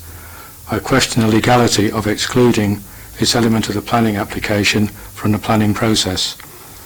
Planning permission 10/00-336/4 planning report states the existing use of the premises dates from around 1996 when the planning permission was granted under reference E13218/AB for the use of the ground floor as a diner bar, page 2, Class A3, including music and dancing, Class D2, with ancillary WC staff facilities on part of the first floor mezzanine level. There is clearly no reference to public use of the first floor for A3 use.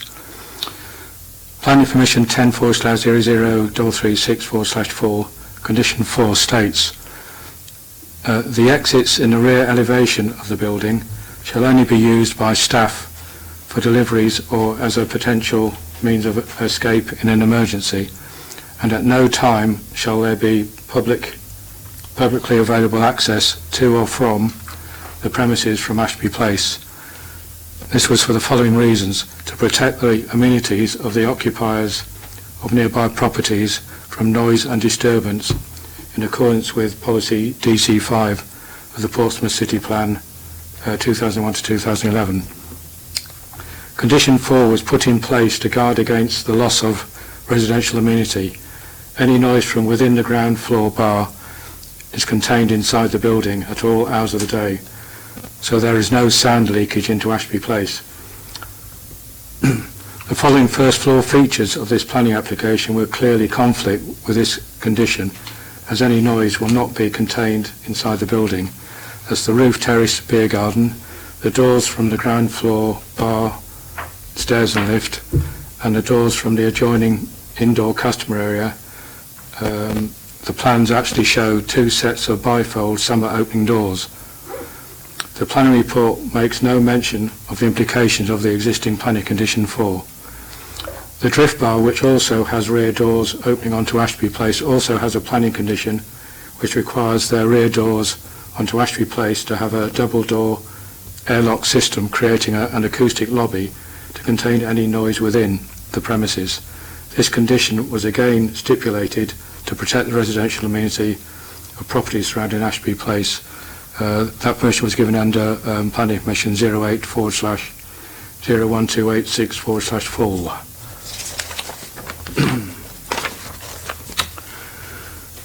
The supporting acoustic report theoretical results are justified against those of the Pilgrim's Progress in Bedford as an example of noise levels from an existing beer garden. I do not believe this is a valid comparison of the potential noise levels, as the beer garden was at ground level and only 20 to 40 people were in the beer garden during the survey. Lord Palmerston proposes 73 covers in the outside area.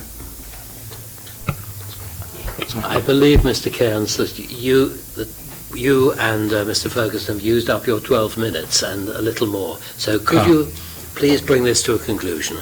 Right. Yeah.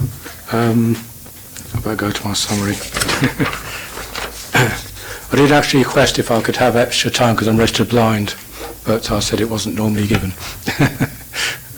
I'll accede to that request on the grounds that you are a registered blind person. So please continue. Shall I carry on from where I finished, or stopped rather? I've lost where I am. Planning Permission 10//003364 has been used to exclude the roof terrace beer garden from the planning application. Condition 4 of the permission and PCS 23, formerly DC 5, are there to protect the residential amenity of the residents surrounding Ashby Place by restricting the use of the rear access to staff only. Weatherspoons have said they will close the roof terrace daily at 2100. The residential properties surrounding Ashby Place have a right to the quiet and peaceful enjoyment of their property at all hours of the day and night, not just after 9 o'clock at night.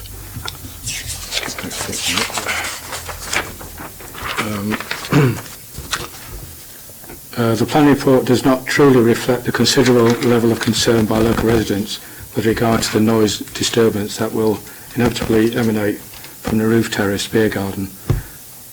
This was the primary reason for objections from all the local residents. The surrounding residential properties are occupied by all ages, including young children, shift workers and the elderly. The right to the peaceful enjoyment of their property must by law be respected. To protect the residential amenity of neighbouring properties at all times of the day and night, all external doors and windows to public areas opening onto Ashby Place should also comply with this existing planning condition. I think that's it just about. Thank you. Thank you, Mr. Cairns. Mr. Sellers, you have 6 minutes, although I will not, having been generous to the other side, if you need to go a little over, I shall understand. Thank you, Chair, for the opportunity to speak this afternoon in support of this application. My name is Brian Sellers. I'm an architect for a company called KD Payne & Associates, who act on behalf of the applicant JD Weatherspoon PLC. As your officer's report advises, the site currently accommodates public house at ground floor level throughout, with its upper floors almost entirely unused. The proposals seek to change the use of these upper floors to form a 24-bedroom hotel, with other physical alterations to the building to include the construction of a lift, enclosure and pergola, with a pitched glazed roof and the installation of balustrading and an acoustic screen associated with the use of the existing roof at first floor level as an external seating terrace. The proposal has been carefully formulated to address the focused reasons for refusal of earlier applications on this site, relating specifically to impacts on nearby residential amenity and parking provision, and have involved a close dialogue with your planning officers. In terms of impacts upon residential amenity, you will note from your officer's report that the actual use of the existing first floor area as an external seating terrace does not amount to development requiring planning consent. It is therefore only the physical alterations to this area which do require planning consent. Notwithstanding this, the applicant commissioned a robust noise impact assessment as part of the application so as to inform the development, and the proposals incorporate physical and management measures, including a 9 p.m. closure, to further mitigate noise levels from the use of this terrace. Your environmental health officer has concluded that use of the proposed external seating area will result in no significant noise-related impacts on nearby residential amenity. In terms of impact upon local parking provision, the applicant commissioned a CCTV survey of the adjacent Ashby Place car park, which robustly demonstrated there to be sufficient capacity to accommodate any parking associated with the proposed hotel development, notwithstanding that the site is also acknowledged by your officers to be situated in a highly sustainable location, with excellent linkages to public transport options. Your highways officers have concluded that the proposed development is acceptable in terms of impacts upon parking provision and the local highway network. In these respects, the two to the satisfaction of your environmental health and highways officers. The merits of the proposals are wide-ranging and beneficial to the host building itself, as well as to the wider tourism offer and economy of the town. In this respect, the proposals will make efficient and effective use of vacant space within the existing building, help secure the viability of the existing public house itself, a community facility, through the formation of the first floor external terrace, improve upon the existing external appearance of the building, particularly when viewed from the adjacent conservation area, deliver hotel rooms which will help meet the demand for tourist accommodation in Southsea, and provide additional employment opportunities associated with the public house and hotel operations. In conclusion, despite some limited local objections to proposals, the close dialogue with your officers has helped to ensure that the focused reasons for refusal of previous applications on this site have been satisfactorily addressed, and has resulted in a sustainable form of development with clear social, economic and environmental benefits, which complies with the relevant policies in the Portsmouth Plan, the Southsea Town Action Plan and the National Planning Policy Framework. It is therefore respectfully requested that members grant planning permission today in accordance with the recommendation of your officers. And thank you again, Chair, for allowing me to speak in support of this application. Thank you. Right. Thank you, gentlemen, for your contributions. Members, questions? Councillor Udi. Probably one for the solicitor. Could we pass this application with taking the roof terrace out, or would it be a blanket refusal of the whole application? As with the previous application, that would be a material change. So you're looking at the whole development as it is, subject to conditions that you might come up with, or nothing at all. Yeah. Councillor Stubbs, then Councillor Pitt. I just want to understand a bit more about what the current status of the roof is. So we've heard initially from the officer and also from the applicant that they have, it is in effect from a planning perspective that they could use this as a roof terrace now. And then we've heard from the objectors that they can't. I just want to get a bit of clarity on this. So if no planning permission is granted, so they've just got the consensus they've got now, what could be done with the roof terrace?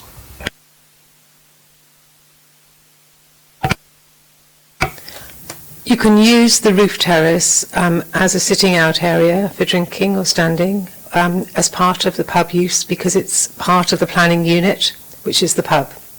There is a balustrade on the edge of the roof which makes it safe. You'd have to take out the extractor equipment, but that wouldn't require consent in my view, but I wouldn't. Was that right? So in my view, you could use the terrace now as a sitting out or standing out area for drinking in association with the pub use. Okay, and that's for any hours of the day, presumably, without any, because there's no planning restriction on it as it stands. There would have to be a variation of the premises licence to use it as well. That's right, but from a planning legislation, there is no restrictions on the hours of use that will be available to it. I think they would be governed by the same hours of use as the pub itself, as it's part of the same planning unit. Yes, that's correct. It's not distinguished in any special way from the rest of the pub. That's the issue. Mr. Cairns in his representations brought up some of the previous consents and implied from that, took from that a different interpretation, that the roof terrace cannot be used for that. Can I ask our head of planning whether he thinks there's any ambiguity in the situation or whether it's clear cut? I think from my perspective it's fairly clear cut. It is part of the planning unit. I'm quite surprised to hear that. Councillor Pitt. Thank you, Chair. A few questions, if that's okay. Whilst it is part of the planning unit, can I confirm that it could not be used currently by members of the public related to the pub as a drinking site, because it is not part of the premises licence?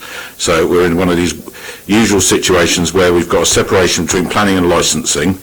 So although there is no planning reason for it not to be used, it cannot be used at the moment.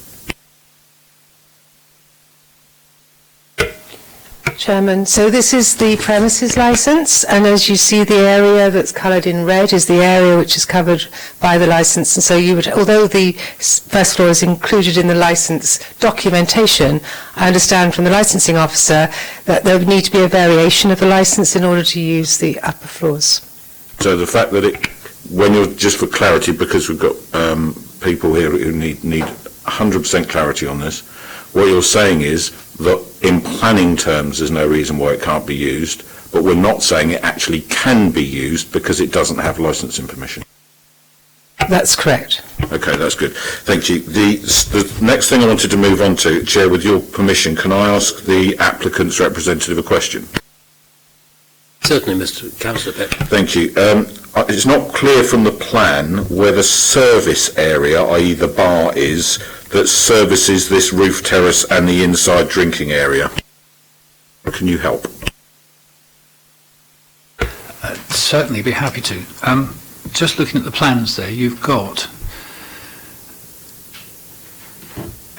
Yeah, there we are. Thank you.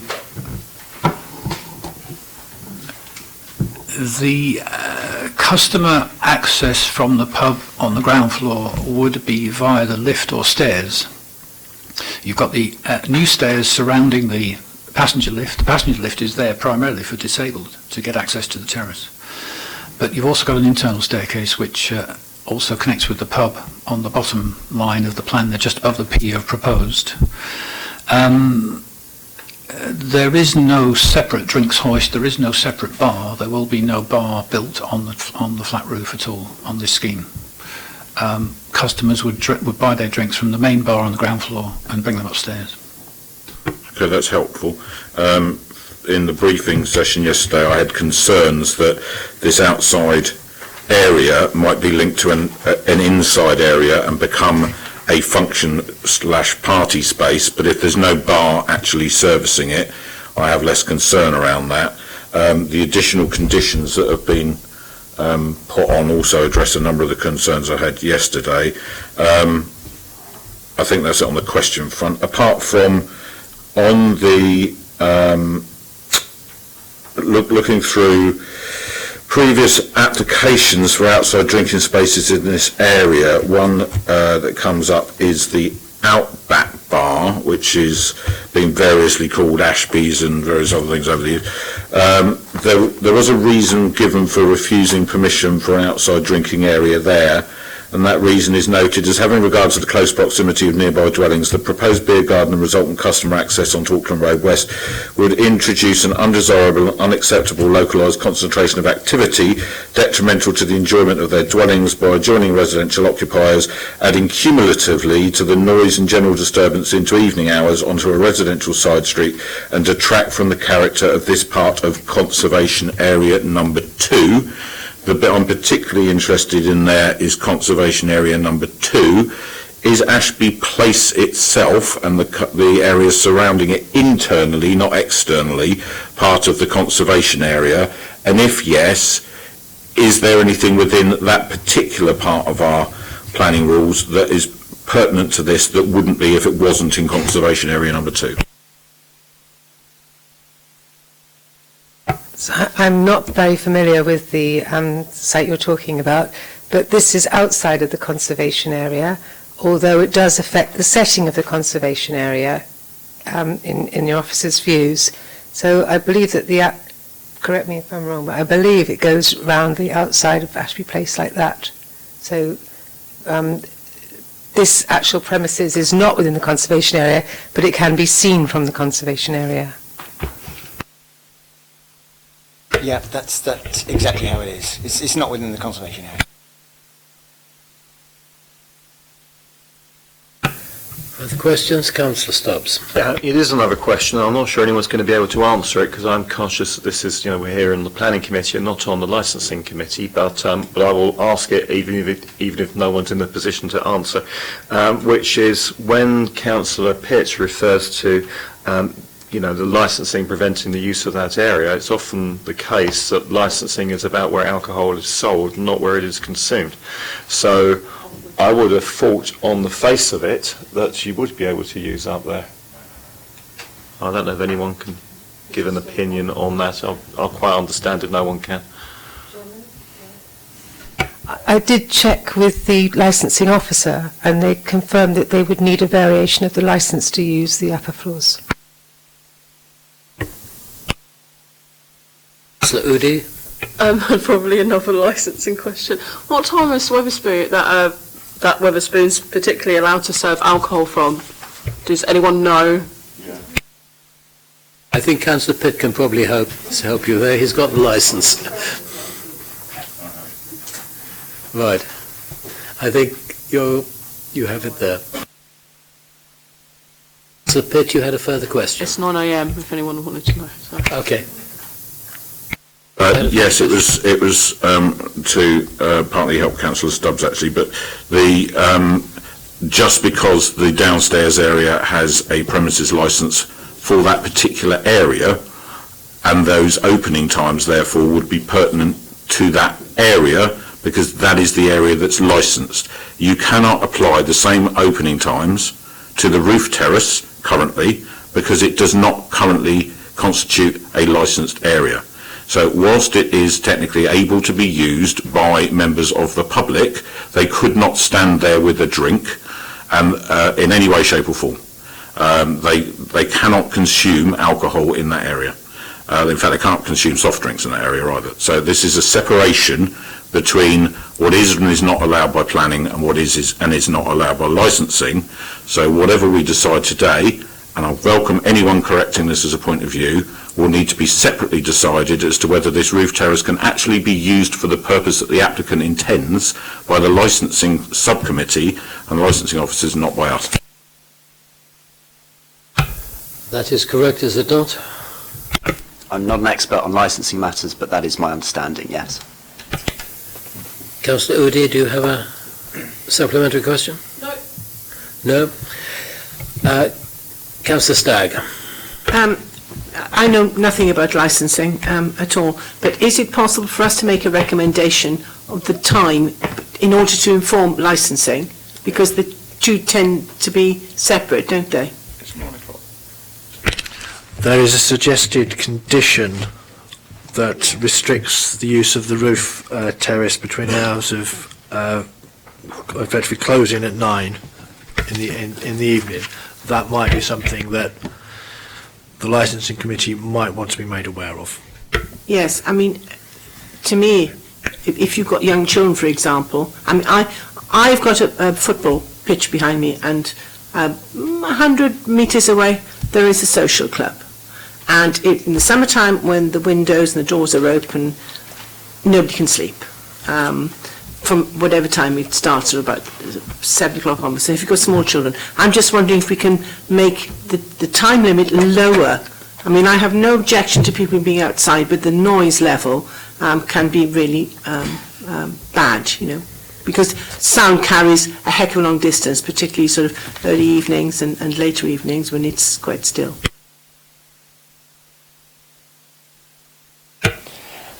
I mean, ultimately, the 9 o'clock was suggested as a management of that space by the applicants. I mean, part of the difficulty is if they choose not to put in the acoustic screen and canopy, isn't going to change the fact that potentially it could be used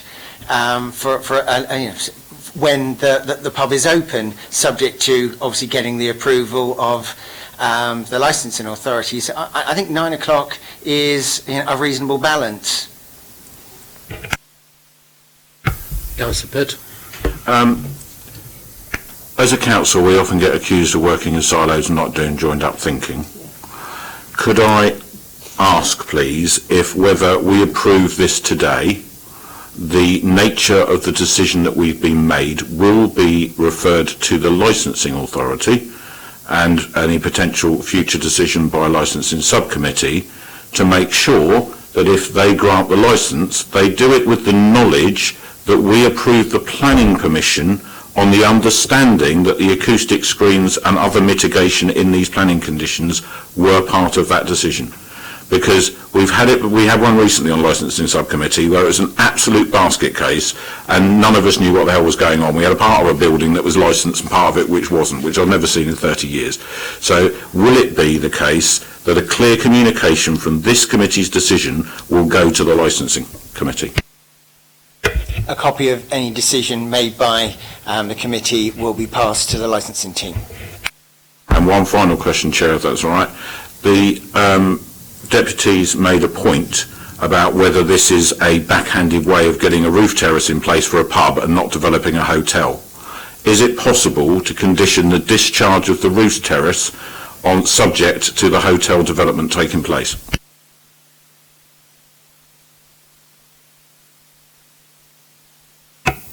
I would obviously take advice from the legal representative, but I would have thought that you could actually potentially say no part of the terrace could be brought into use until, I don't know, the hotel.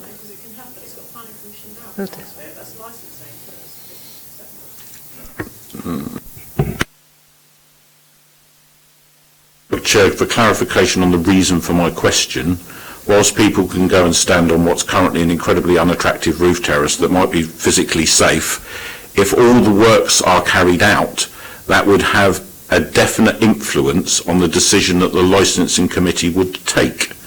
So the fact that people can currently technically use it, I would be flabbergasted if the licensing committee agreed to license that area as it currently stands. Once we grant planning permission for it to become an attractive space, it makes it, in my view, far more likely that it would receive a licence, and therefore conditioning the use of the roof terrace on the discharge of the hotel means that the residents have some surety that there will be people in adjacent bedrooms to that roof terrace who will be the nearest neighbours to it, and that would significantly allay my concerns. Can I have a legal view on this?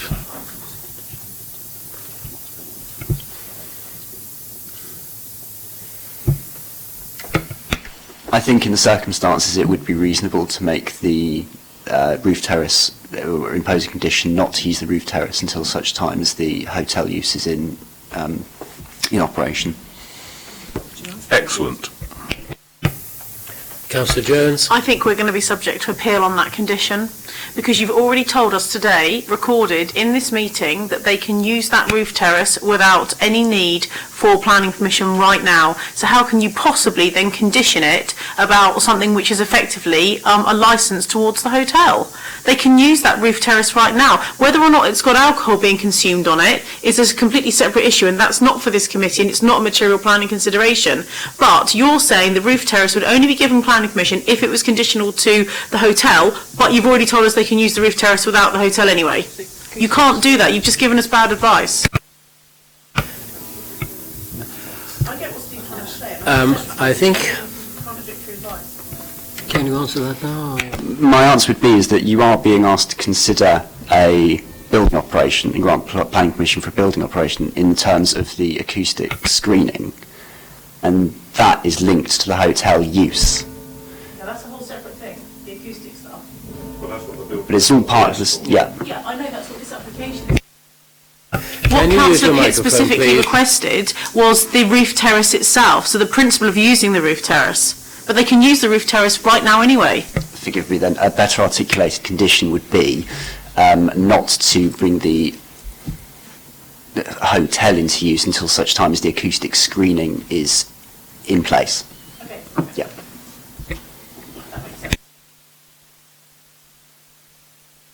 It's not ideal, but I think Donna's right.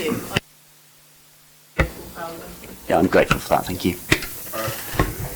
Question from the chair first, and then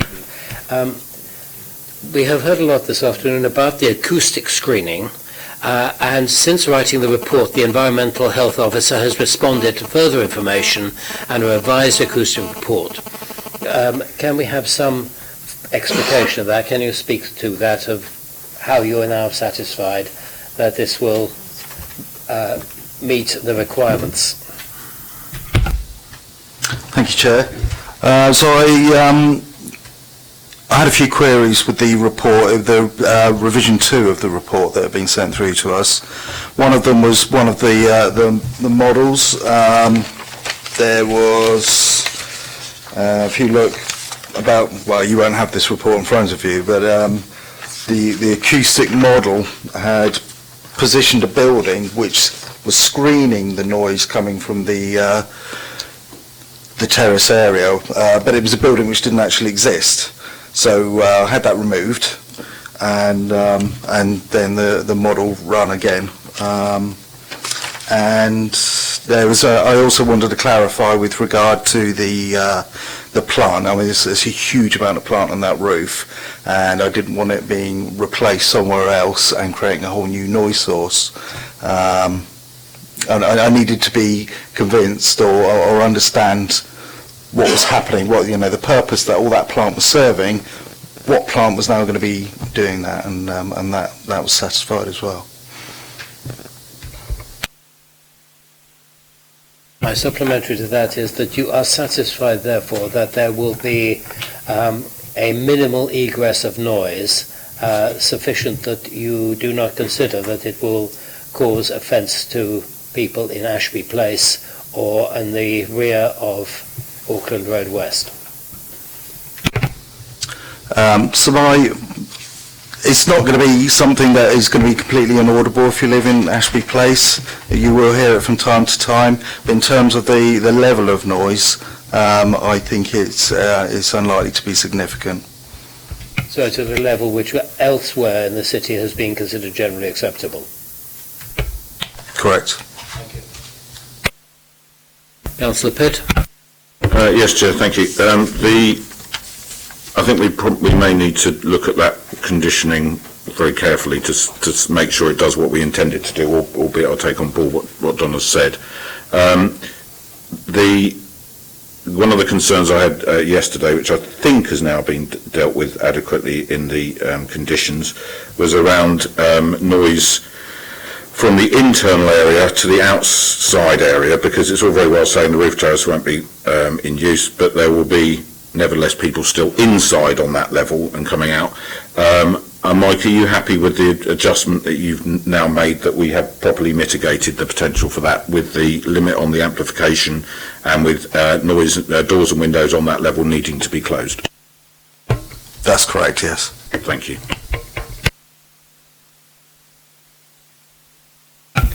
Question, Councillor Stubbs. Probably should have asked this earlier on, but just in the planning history for this application, for this site, in the 2017 application, which Mr. Cairns referred to, two reasons for refusal, the first of which was to do with the roof terrace. So I'm confused. I mean, what has changed since then? Because it was listed as a reason for refusal then, and now we're told it doesn't need planning permission. So was an error made the previous time, or what? So there's two actual reasons, I think. One is the legal reason, which we've discussed, which actually has only come to light as we've been dealing with the applications. Sometimes it's not always picked up. And the second one is we've had a much better acoustic report, which has satisfied environmental health that the modelling is correct. So those two things together have overcome the previous reason.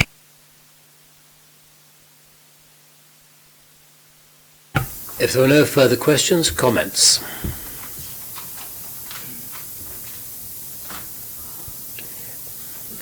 Councillor Pitt? This is a difficult one, Chair, and I think the ambiguity over the previous arrangements that have taken place in planning history on this are far from ideal. However, we have very clear guidance now that this space is able to be utilised legally as it currently stands, and as it currently stands, there is no acoustic screening at all, and frankly, it's an eyesore. The only hope we've got from a planning point of view in making this space better, should it be brought into use, is to agree that the mitigation of the acoustic screening, etc., can be put in place. Because what could happen is that the plant could be removed from the roof, the railing could be made secure for that number of people, they could go to licensing, get permission for the usage, and off they go. And that could be with different times, with no acoustic mitigation whatsoever, because the responsibilities under licensing are around disturbance, etc. If they could prove that there was going to be no amplified noise and they were going to close it at a certain time, it could still happen anyway, and this committee would have no influence or control over that decision, which sits in a separate legal framework. I think the best thing that we can do, with the caveat that we need to make sure this is not just about creating a beer terrace, and it is about developing a hotel which is much better for the upper floors of that area in which the residents support, that we do condition that in that way, but that we accept that our job from a planning perspective is to make sure we achieve the best outcome for the residents, and that is to make sure that if that sort of facility is going to get a legal use, that it does so with the maximum amount of mitigation in place. And we've had reassurance after all the questions asked at yesterday's briefing and the additional conditions that are proposed, that we will have gone as far as we can. The next stage of the proposal will need to happen elsewhere at the licensing committee with a full understanding of why we've reached our decisions today. If the residents still have issues about the usage of it, they must go to that place and make those deputations to those people. Our job is to get the best outcome in planning terms. Are you therefore, with a change, with an additional condition, with the conditions altered to your satisfaction, willing to propose the officer's recommendation? I am. Thank you. Councillor Udi? Would Councillor Pitt be mindful of the fact that the roof terrace, that no customers are permitted on the roof terrace between the hours of 2100 and 0800 hours? Since the sale of alcohol by retailers from 9 in the morning, would you be willing to change it from 2100 hours to 0900 hours, just to kind of give a tiny bit of shrinkage down? I think I see no reason to have it open at 8 in the morning, and I think that maybe, yeah, just in line with the alcohol by retail hours, because otherwise it's just extra noise when people probably won't be going up there. Would you be mindful of changing that or not? Not a huge thing, but maybe. Yes. I'd like to hear other views from other members of the committee, though, as to whether we think that an early start time for the usage of it in the morning is appropriate. I think maybe it is. I'm getting nods, so yes, I would. That would be on conditions 3 and I guess condition 8, which was the floors, the doors and windows as well. Condition 8. So you want a start time of 0900. 0900. So what we're looking for is the start time of 0900 running through to 2100. Yeah, on conditions 3 and 8. And then you're also looking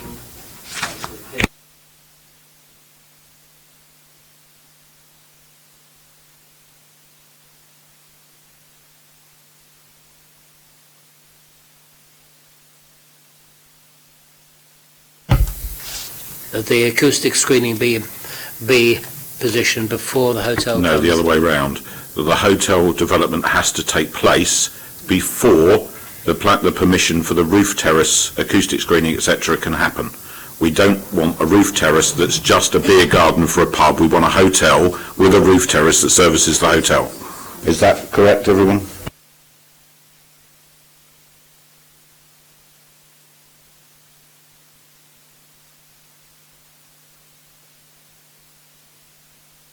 I'm seeking legal advice.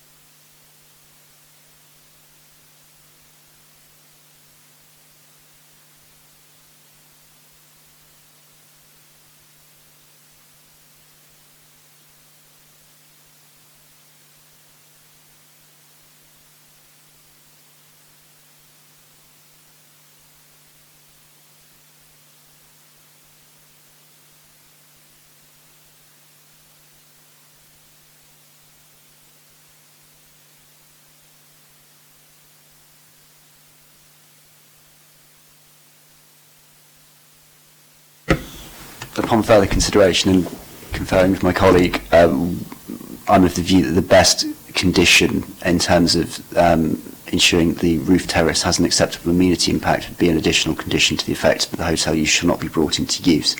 The inverse that you're suggesting, Councillor Pitt, I feel would be unreasonable in as far as we can't presume part implementation of a development.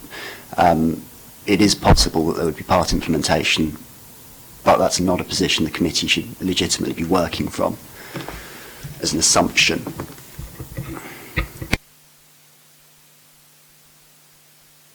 Councillor Pitt. Is there a difference between assumption and reassurance? I'm not assuming that's what's going to happen, but I am asking for reassurance that it won't happen. That's not the same thing. I do think that, given the fact that concerns have been raised by residents, that this is possibly a way of securing an outside drinking area without developing the hotel, that if we have a legal way to try and make sure that that's not the case, then we should do that. The difficulty is, of course, it goes back to the key point that they could go out there tonight and do that without any type of planning control, and it would appear potentially artificial if we were to try to impose something to change that position in law.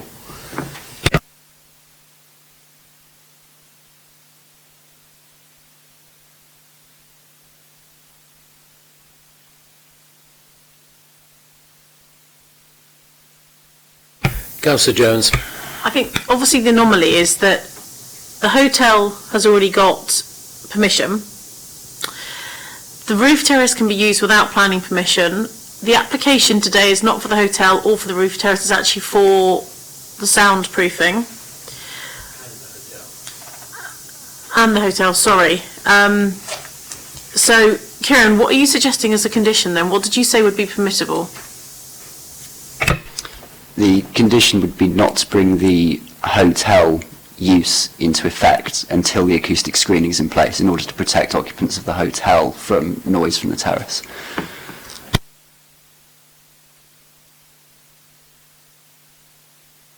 Which means they could just build the acoustic soundproofing and the terrace. So actually, it's actually to protect the hotel residents who are staying there and not to protect the local residents who live nearby.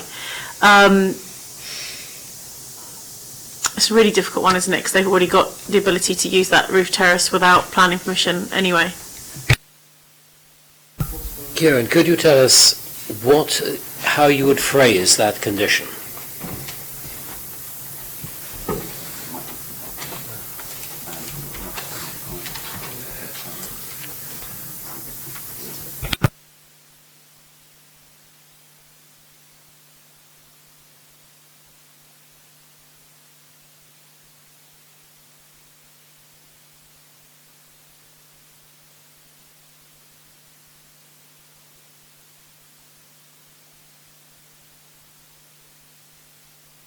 Just before he does, Chair, and to save time, we could always ask the applicant if they were willing to accept the condition that I've proposed. That might provide us with some information.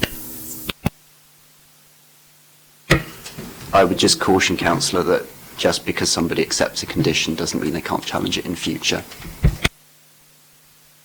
No.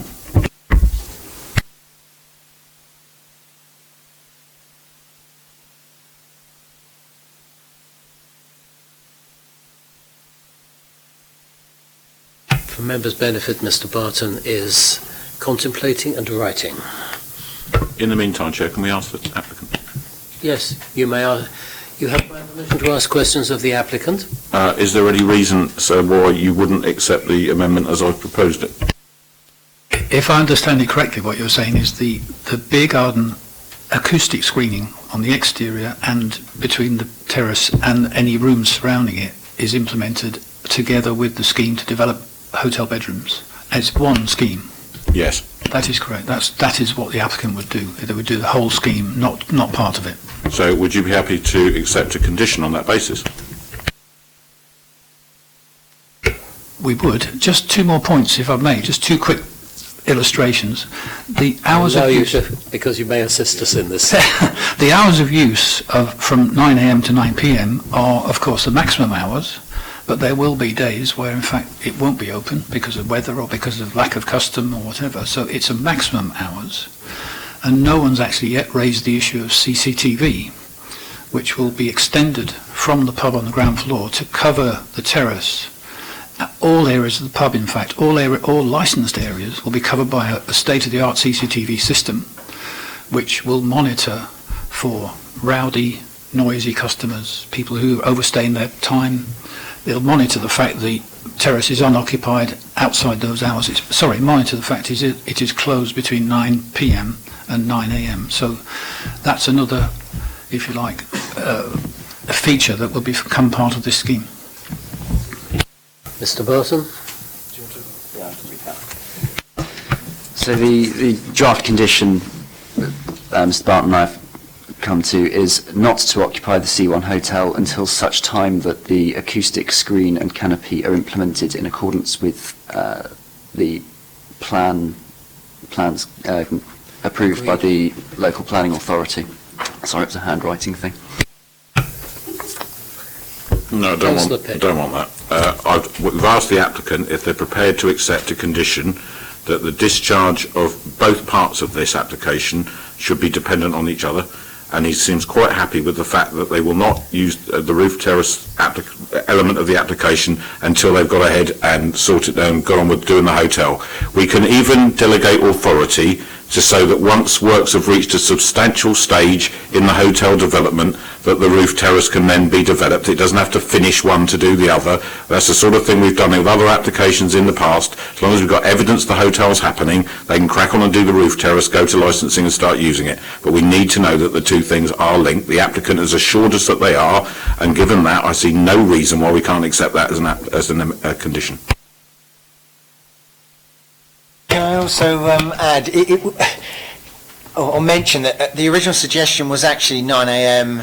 To 9 p.m. only use, but as I understand it, the applicant wanted that changed to 8 a.m. Would the applicant be prepared to accept 9 till 9? In the absence of a team of people from Wetherspoons behind my back, I would have thought that that was entirely reasonable, and of course they can always approach the planning committee in the future to amend those hours, or the licensing committee as well. So it seems an entirely reasonable time period, bearing in mind the public house is open for many more hours earlier and later every day of the week. So thank you. Councillor Udi, you had a question. Worst time, but please can we have a 2-minute adjournment? I think that might not be a bad idea to have a very short 3 or 4 minute adjournment at this point to allow the construction of a condition which may, and I certainly hope, meet the views of the panel.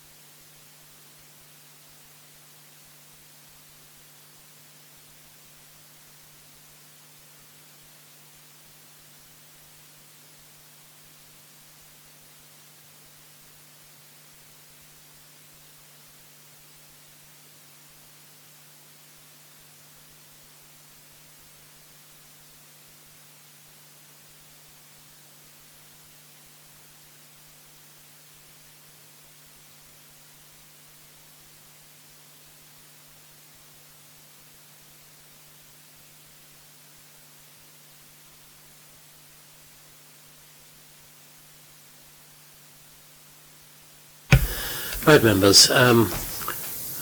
Reminding the press of the fact that this is what a planning committee is here for, which is to work through problems and issues. We are not a rubber stamp organisation, so it has been good that we have tried to work through the issues which have been raised by both by members and by deputies. We think we have a form of words which should be satisfactory. What I would advise the committee to do to avoid the difficulties we are facing with the condition is to seek a resolution to permit, if that's what you're minded to do, subject to the requirement to enter into a unilateral undertaking under Section 106 of the Town and Country Planning Act, which would require the roof terrace, it would be an obligation from the owner that the roof terrace will not be used until such time as the hotel is brought into use. That gives a greater deal of latitude to the local planning authority to enforce that as an obligation than you would as a condition. Fine. Given that, do I have somebody to propose the officer's recommendation with the two conditions which we have now got? You have proposed it, Councillor Pitt, seconded by Councillor Stagg. Those in favour, please show. That is unanimous. You have your planning consent, sir, subject to two additional conditions. Thank you very much. And I would like to thank all of the deputies for their forbearance and for the way in which they presented.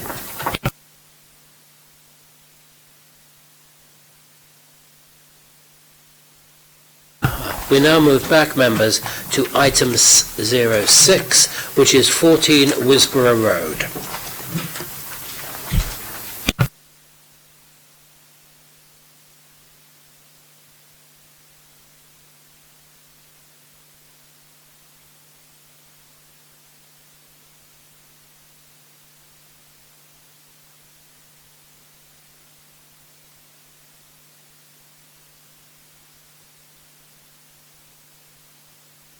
Since there are no deputations, can we have the officer's report, please?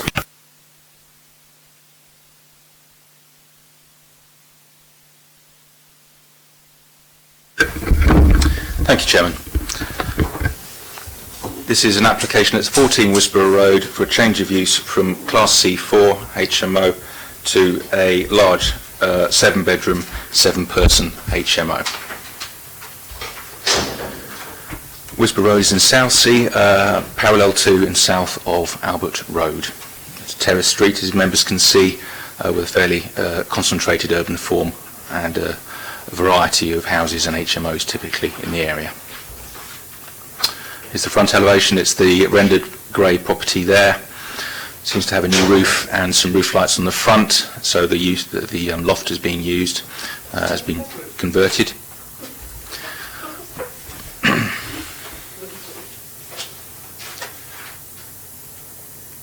In terms of the floor plans, some internal alterations. At roof level, the property has already been extended under permitted development rights with rear roof changes there, alterations, providing an extra 2 bedrooms in the roof and a shower room with WC. And then other alterations going downstairs to the first floor, again the formation of a shower room with WC on the first floor and again on the ground floor. And the internal wall that did exist here on the ground floor has been opened out to form one kitchen living room. There was a conservatory, which is still shown on the plans there, that last element, sort of cut off there. You'll see in a second from the photographs that's actually been removed. Thank you, Councillor, for bringing that up. So we've had those plans corrected overnight, so if the application is consented, we would just amend the plan condition number to reflect that. Internally, there's the kitchen looking down towards the garden. That window looks down the garden where the conservatory used to be. There's the view down the garden or the backyard, and that's looking back at the kitchen there with the refurbished property. And then internally, a couple of the bedrooms. This is, I think, the front bedroom at first floor, and then the loft front bedroom as well. The pertinent point with this application is members would have seen in the report there was an application last year for the same development which was refused for 3 reasons. 1, concentration and community balance. 2, standard of accommodation. And 3, the habitats mitigation. In respect of local community balance and concentration of HMOs, as the area within 50 metres of the application already has some 20% HMOs according to our data sources, the local planning authority were not satisfied with a further concentration in terms of increasing the use of accommodation by 1 bedroom. That's an argument we are familiar with already. The application was appealed, and on those grounds the inspector very heavily summarised, but he did give it proper consideration, felt that since the property was already out of Class C3 use, there was no further loss of C3 use, and the intensification of 1 person in the property was low. So all in all, this is an argument we're becoming used to, as we've rehearsed a number of times recently. The inspector didn't feel there would be an unreasonable effect on the local community balance and parking, noise, etc. So that was reason 1, not agreed with by the planning inspector. Reason 2 was the internal accommodation. The downstairs living kitchen room is 2 square metres short of the SPD standard, A, and B, with 1 WC short, we refused it on those internal accommodation grounds. Again, heavily summarised, the inspector did nevertheless give it due consideration, and he felt, notwithstanding 2 square metres short in the shared communal area, he did note that, for example, 2 of the bedrooms, this one and this one, were some way larger than the minimum standard. That's set out in the report for you on page 67. And he felt that when you've got a larger bedroom, you can use it more as a bed sit. You're not always going to be going into the communal room. And so with a small deficit on the room, but some larger bedrooms, he felt there was overall a reasonable standard. And he also noted the good standard of utility and refurbishment.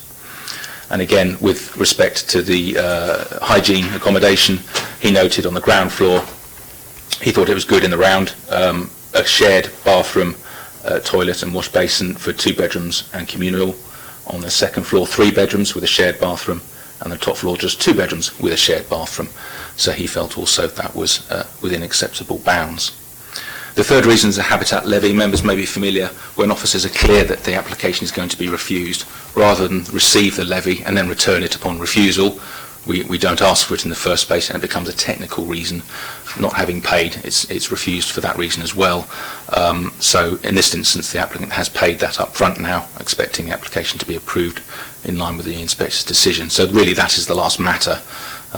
Inspector has disagreed with the local planning authority on the first 2 reasons, and the levy is now being paid, which is why it's recommended for approval.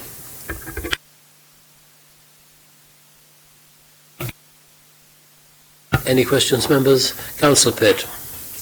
Yes, Simon, the headroom on bedrooms 5 and 6, I just want to check, are the sizes of the rooms actually 8.09 and 13.26, or is that the usable space allowing for headroom within those rooms? I believe it's the usable space. Are you sure? I don't think the case officer set it out that clearly. Let's just read quickly. We could also look at the photographs that might assist as well, Councillor.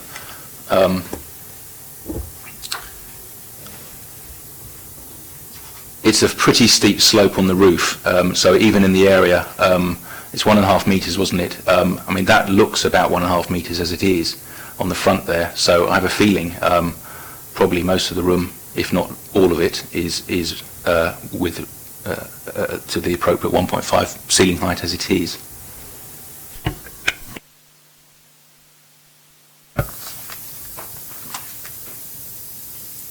Comments, members? Councillor Udi got in first. Okay, right. Are you kidding me? This place? What the hell? Just just looking on the outside of it, it does not look like it's supposed to be a 7-bedroom house, and yet we've lost this on appeal, right? On a sui generis. So it's here, and we've just got to go, right, okay, we've just got to accept it. Sorry, I'm not singling you out this time, but this is just unbelievable. Like, we're in 20% HMOs, and I know that we've lost some on appeal, and we've fought some, and we've won some on appeal on the sui generis, and obviously last month we looked at another property in where was it, Portsmouth Road, which I point out to my husband, and I told him about that property, and he was gobsmacked that it was supposed to be so big as well, considering it's so tiny on its frontage. What we're finding here is that we've got landlords that are completely taking the mick out of us right now, and this is going to be for maximum rent. That's 7 rooms, £400 a month. There you go, £2,800. Hold on then, for a second. Coming out, and they're probably going to have partners. It's probably going to be a student accommodation as well. It's just going to be. I know it was a HMO before that, but now it's get to the point where we're just like, what? And we can't even say no to this because it will go straight back to the inspectorate and we'll have our butts kicked. So why is it even here? Why do we have to be made so angry about it? Maybe so I can make this comment and it'll be put somewhere. But we need to have some chats about HMOs, don't we? We need to maybe take a stand and say no, but I'm so terrified to do that right now because we could have serious financial complications on a second appeal. But we really need to have serious chats. Cheers. Councillor Jones. I share a lot of the frustrations, and I think the stand needs to be taken to government, because this is because of the National Planning Policy Framework we're dictated to by above. And in some cities, in a lot of cities there is overcrowding and there's a need for housing, but it's the impact it has on the change in those communities, the impact it has on parking, the impact it has on congestion and overusage of sites and not having enough doctor surgeries. And actually I think that point Councillor Yudi's made about we need to make a stand on this is actually a good one, and it's probably around lobbying members of Parliament, in particular the Housing Minister. Councillor Stubbs, then Councillor Pitt. Yeah, I mean, it's a total rip-off of an application, and, is it something that ought to go through? It probably isn't, but the inspectors may have done all the decision-making for us. We're just here to rubber stamp a minor technical matter.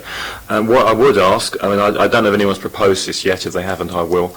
But the other thing is, if we have other applications whereby the only outstanding matter is the SPA contribution and the applicant is willing to make it, can we make those delegated? Because there's no point in bringing it here. Yeah. There's no material matter being discussed. The officers had to write a full report on it. We've all spent a lot of time on this, and it just doesn't really achieve anything because there's no material matter to discuss. So could I ask if we have any further like this that are just dealt with by officers?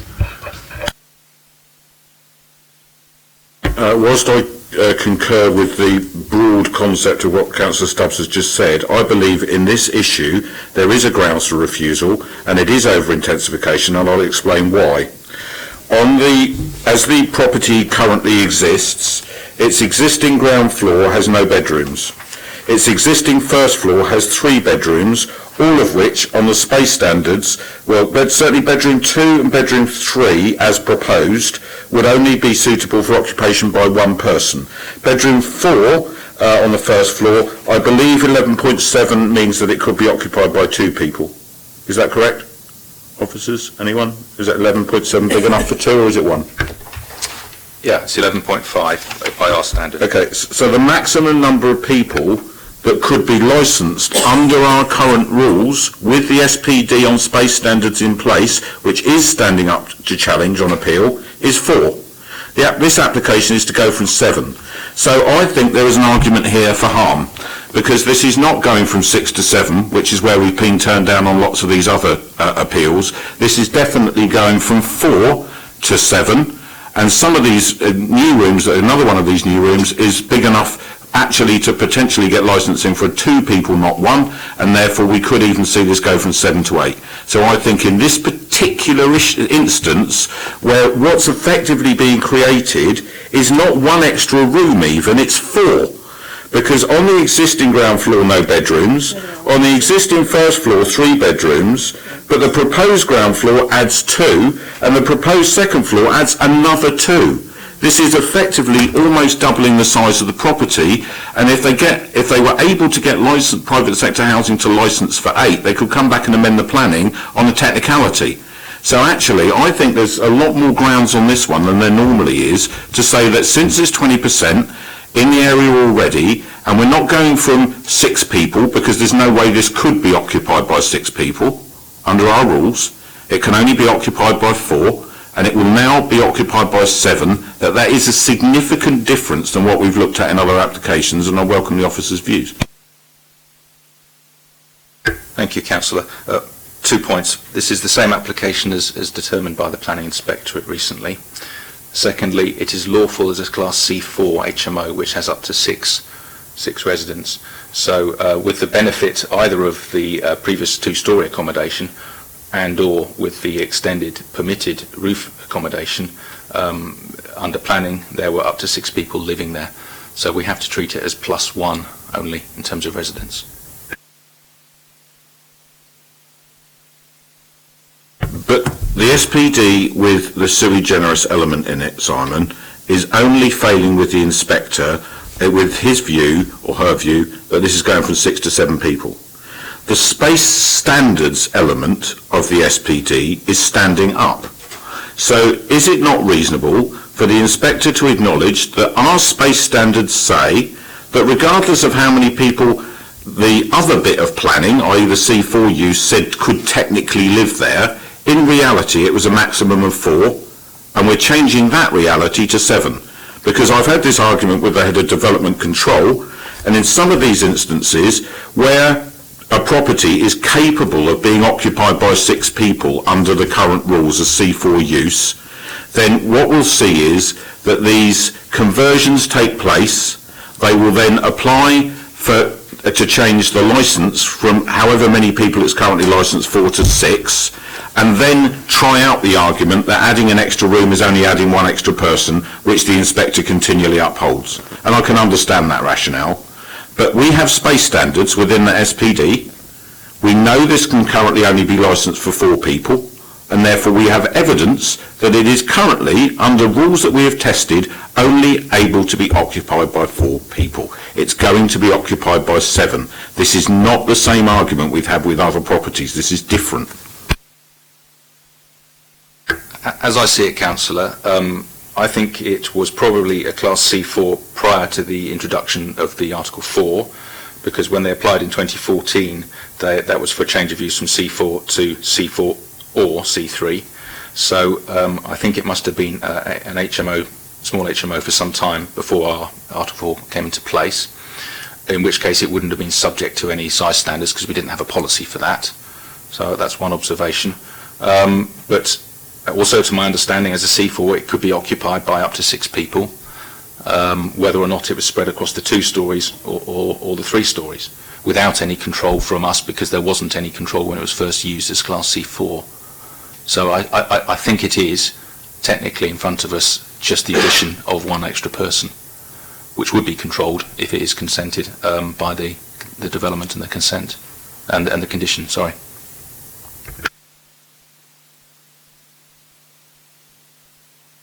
Councillor Stubbs. I think the point on this has already been to appeal. It's been to appeal. The inspector has considered the space standards and has decided to set them aside. Now, I would agree that that is an outrageous thing to do, but it's already happened. So all we're left with is an argument about the SPA payment, and that's already been offered to us. So we have absolutely no reason left to refuse this. The inspector has taken the decision, in effect, to grant this application already. We are here having a, frankly, rather pointless argument because all of the work has been done. So we're just here to rubber stamp a technicality around the edges of this. The appeal has already happened. Councillor Jones. Sorry. If we refuse this today, on a principle, to send a clear message to any other developers out there that might want, and landlords who might want a nice relationship with the council, and with our housing standards team and private sector housing team, How much would we get fined if when this goes back to appeal and then the planning inspector overturns it, which obviously is going to happen? So how much would the fine be? I'm just wondering if we can make an informed decision here about what we actually do. Even though we're not going to win it, we might want to make a stand. Rather than fine, it ultimately is costs for unreasonable behaviour, and I can't give you a figure. I mean, where we've had awards of costs, it might be in the sort of, don't know, have you ever seen any 5,000? sort of 5,000-7,000? Okay. Councillor Udi? Have we ever been unreasonable before with the planning inspectorate? Yes. And please, Yes, we have been. Every month. I think members need to be aware here that they're potentially making a conscious decision to incur avoidable costs on the council.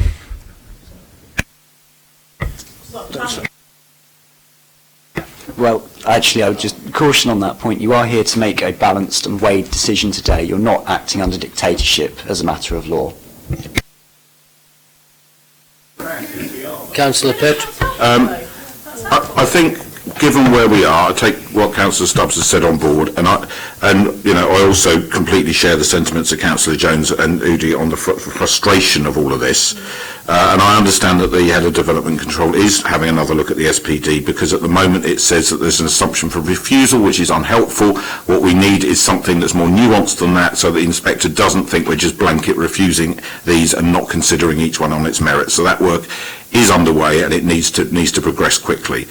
However, I think what's come out of today on this discussion on this one is that I welcome while we're on live stream, because there will be people watching in today who will be all over social media straight after this, drilling down on what we say. It's not the people just in these bits, but they will be on social media straight after this, and they're quite right to keep interrogating what we do.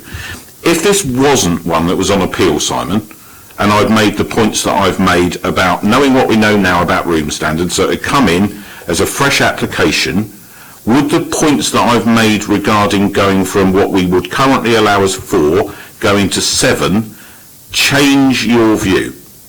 If it was a fresh application, so nothing to do with this, but if this was a fresh application and I'd made the same points, would you take a different view?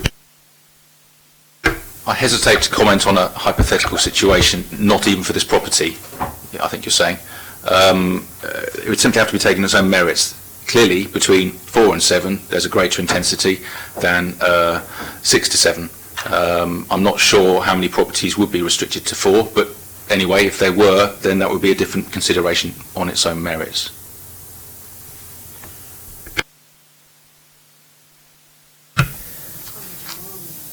In coming to a decision on this, I would make 2 comments. Firstly, that the planning inspector is, I think, illogical in that he has assumed that the last straw cannot break the camel's back. There are situations in which an additional person in a building would make it an unsuitable accommodation. Moving merely saying you have 6, therefore 7 is just one more, is not a logical way to proceed. And I am sorry to see that the Planning Inspectorate take that view. The second thing is, however, that we have, as a planning committee, a duty to protect the council and the council's finances. Given that we would certainly lose this were we to turn it down and the applicant go back to appeal, and that we would certainly incur costs because the Planning Inspectorate in their logical framework would assume that we were being irrational. I would caution members that we need to take very great care were we to decide not to approve this one. So I will propose from the chair the officer's recommendation. Can I have a seconder? Thank you, Councillor Stubbs. Yes, I think Councillor Stubbs and I are realists in this world. I only wish that the Planning Inspectorate were. Members, it has been proposed by myself and seconded by Councillor Stubbs that we should accept the officer's recommendation. Can I see those in favour? Those against?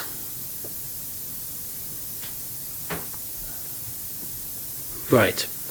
The officer's recommendation is lost. Will someone therefore put the proposal that we reject the officer's recommendation? And on what basis? And on what basis that we do so? Sorry? Councillor Jones? Sorry. Councillor Udi?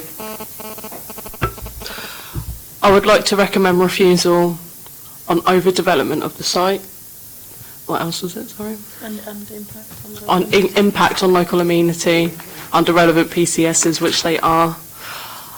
I think I'm happy to take this on board as myself as an independent councillor, and I think in my heart of hearts, I think this needs to be sorted, because I did just make Councillor Jones laugh briefly, saying going inside that front door would be like going into Narnia, because it is so small into going into a 7-bedroom house.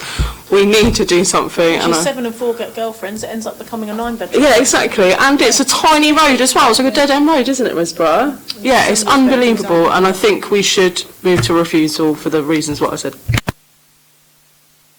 Before I ask for a seconder, can I take legal advice on this? I would advise you in this situation to actually defer the item so that you can take further advice on the implications of refusing in these circumstances, and that we can draft proper reasons for refusal, because that is key. There's a proper reason for refusal that will stand up to scrutiny. Councillor Pitt, then Councillor Jones. Okay, can I ask a legal question?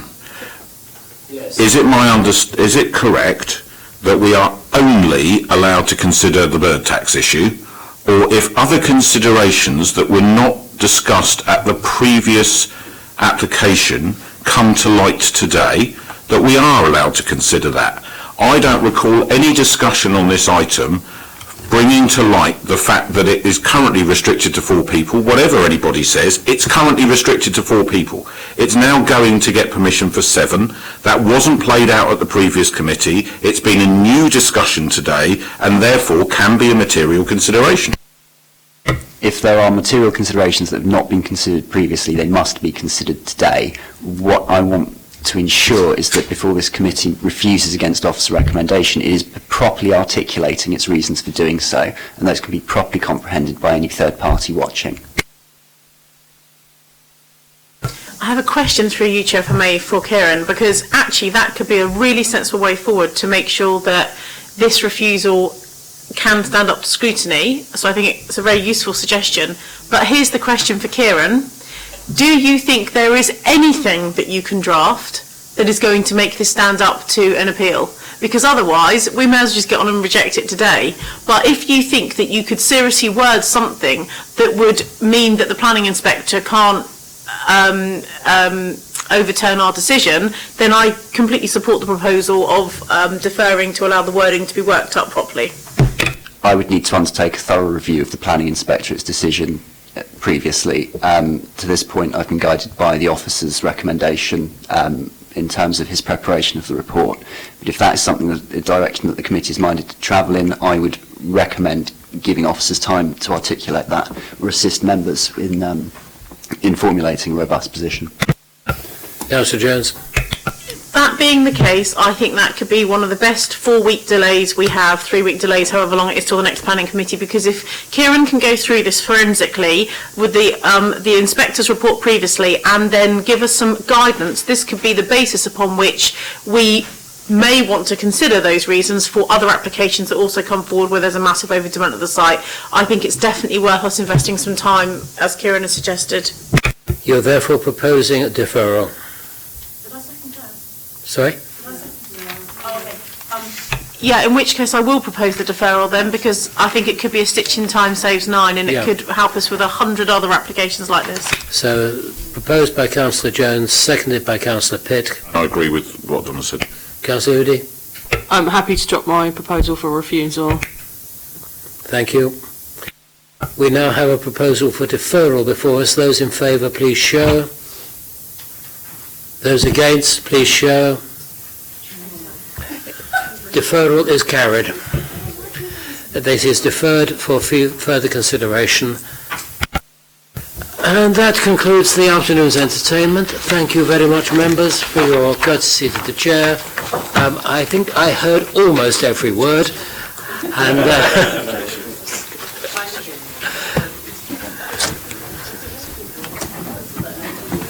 and since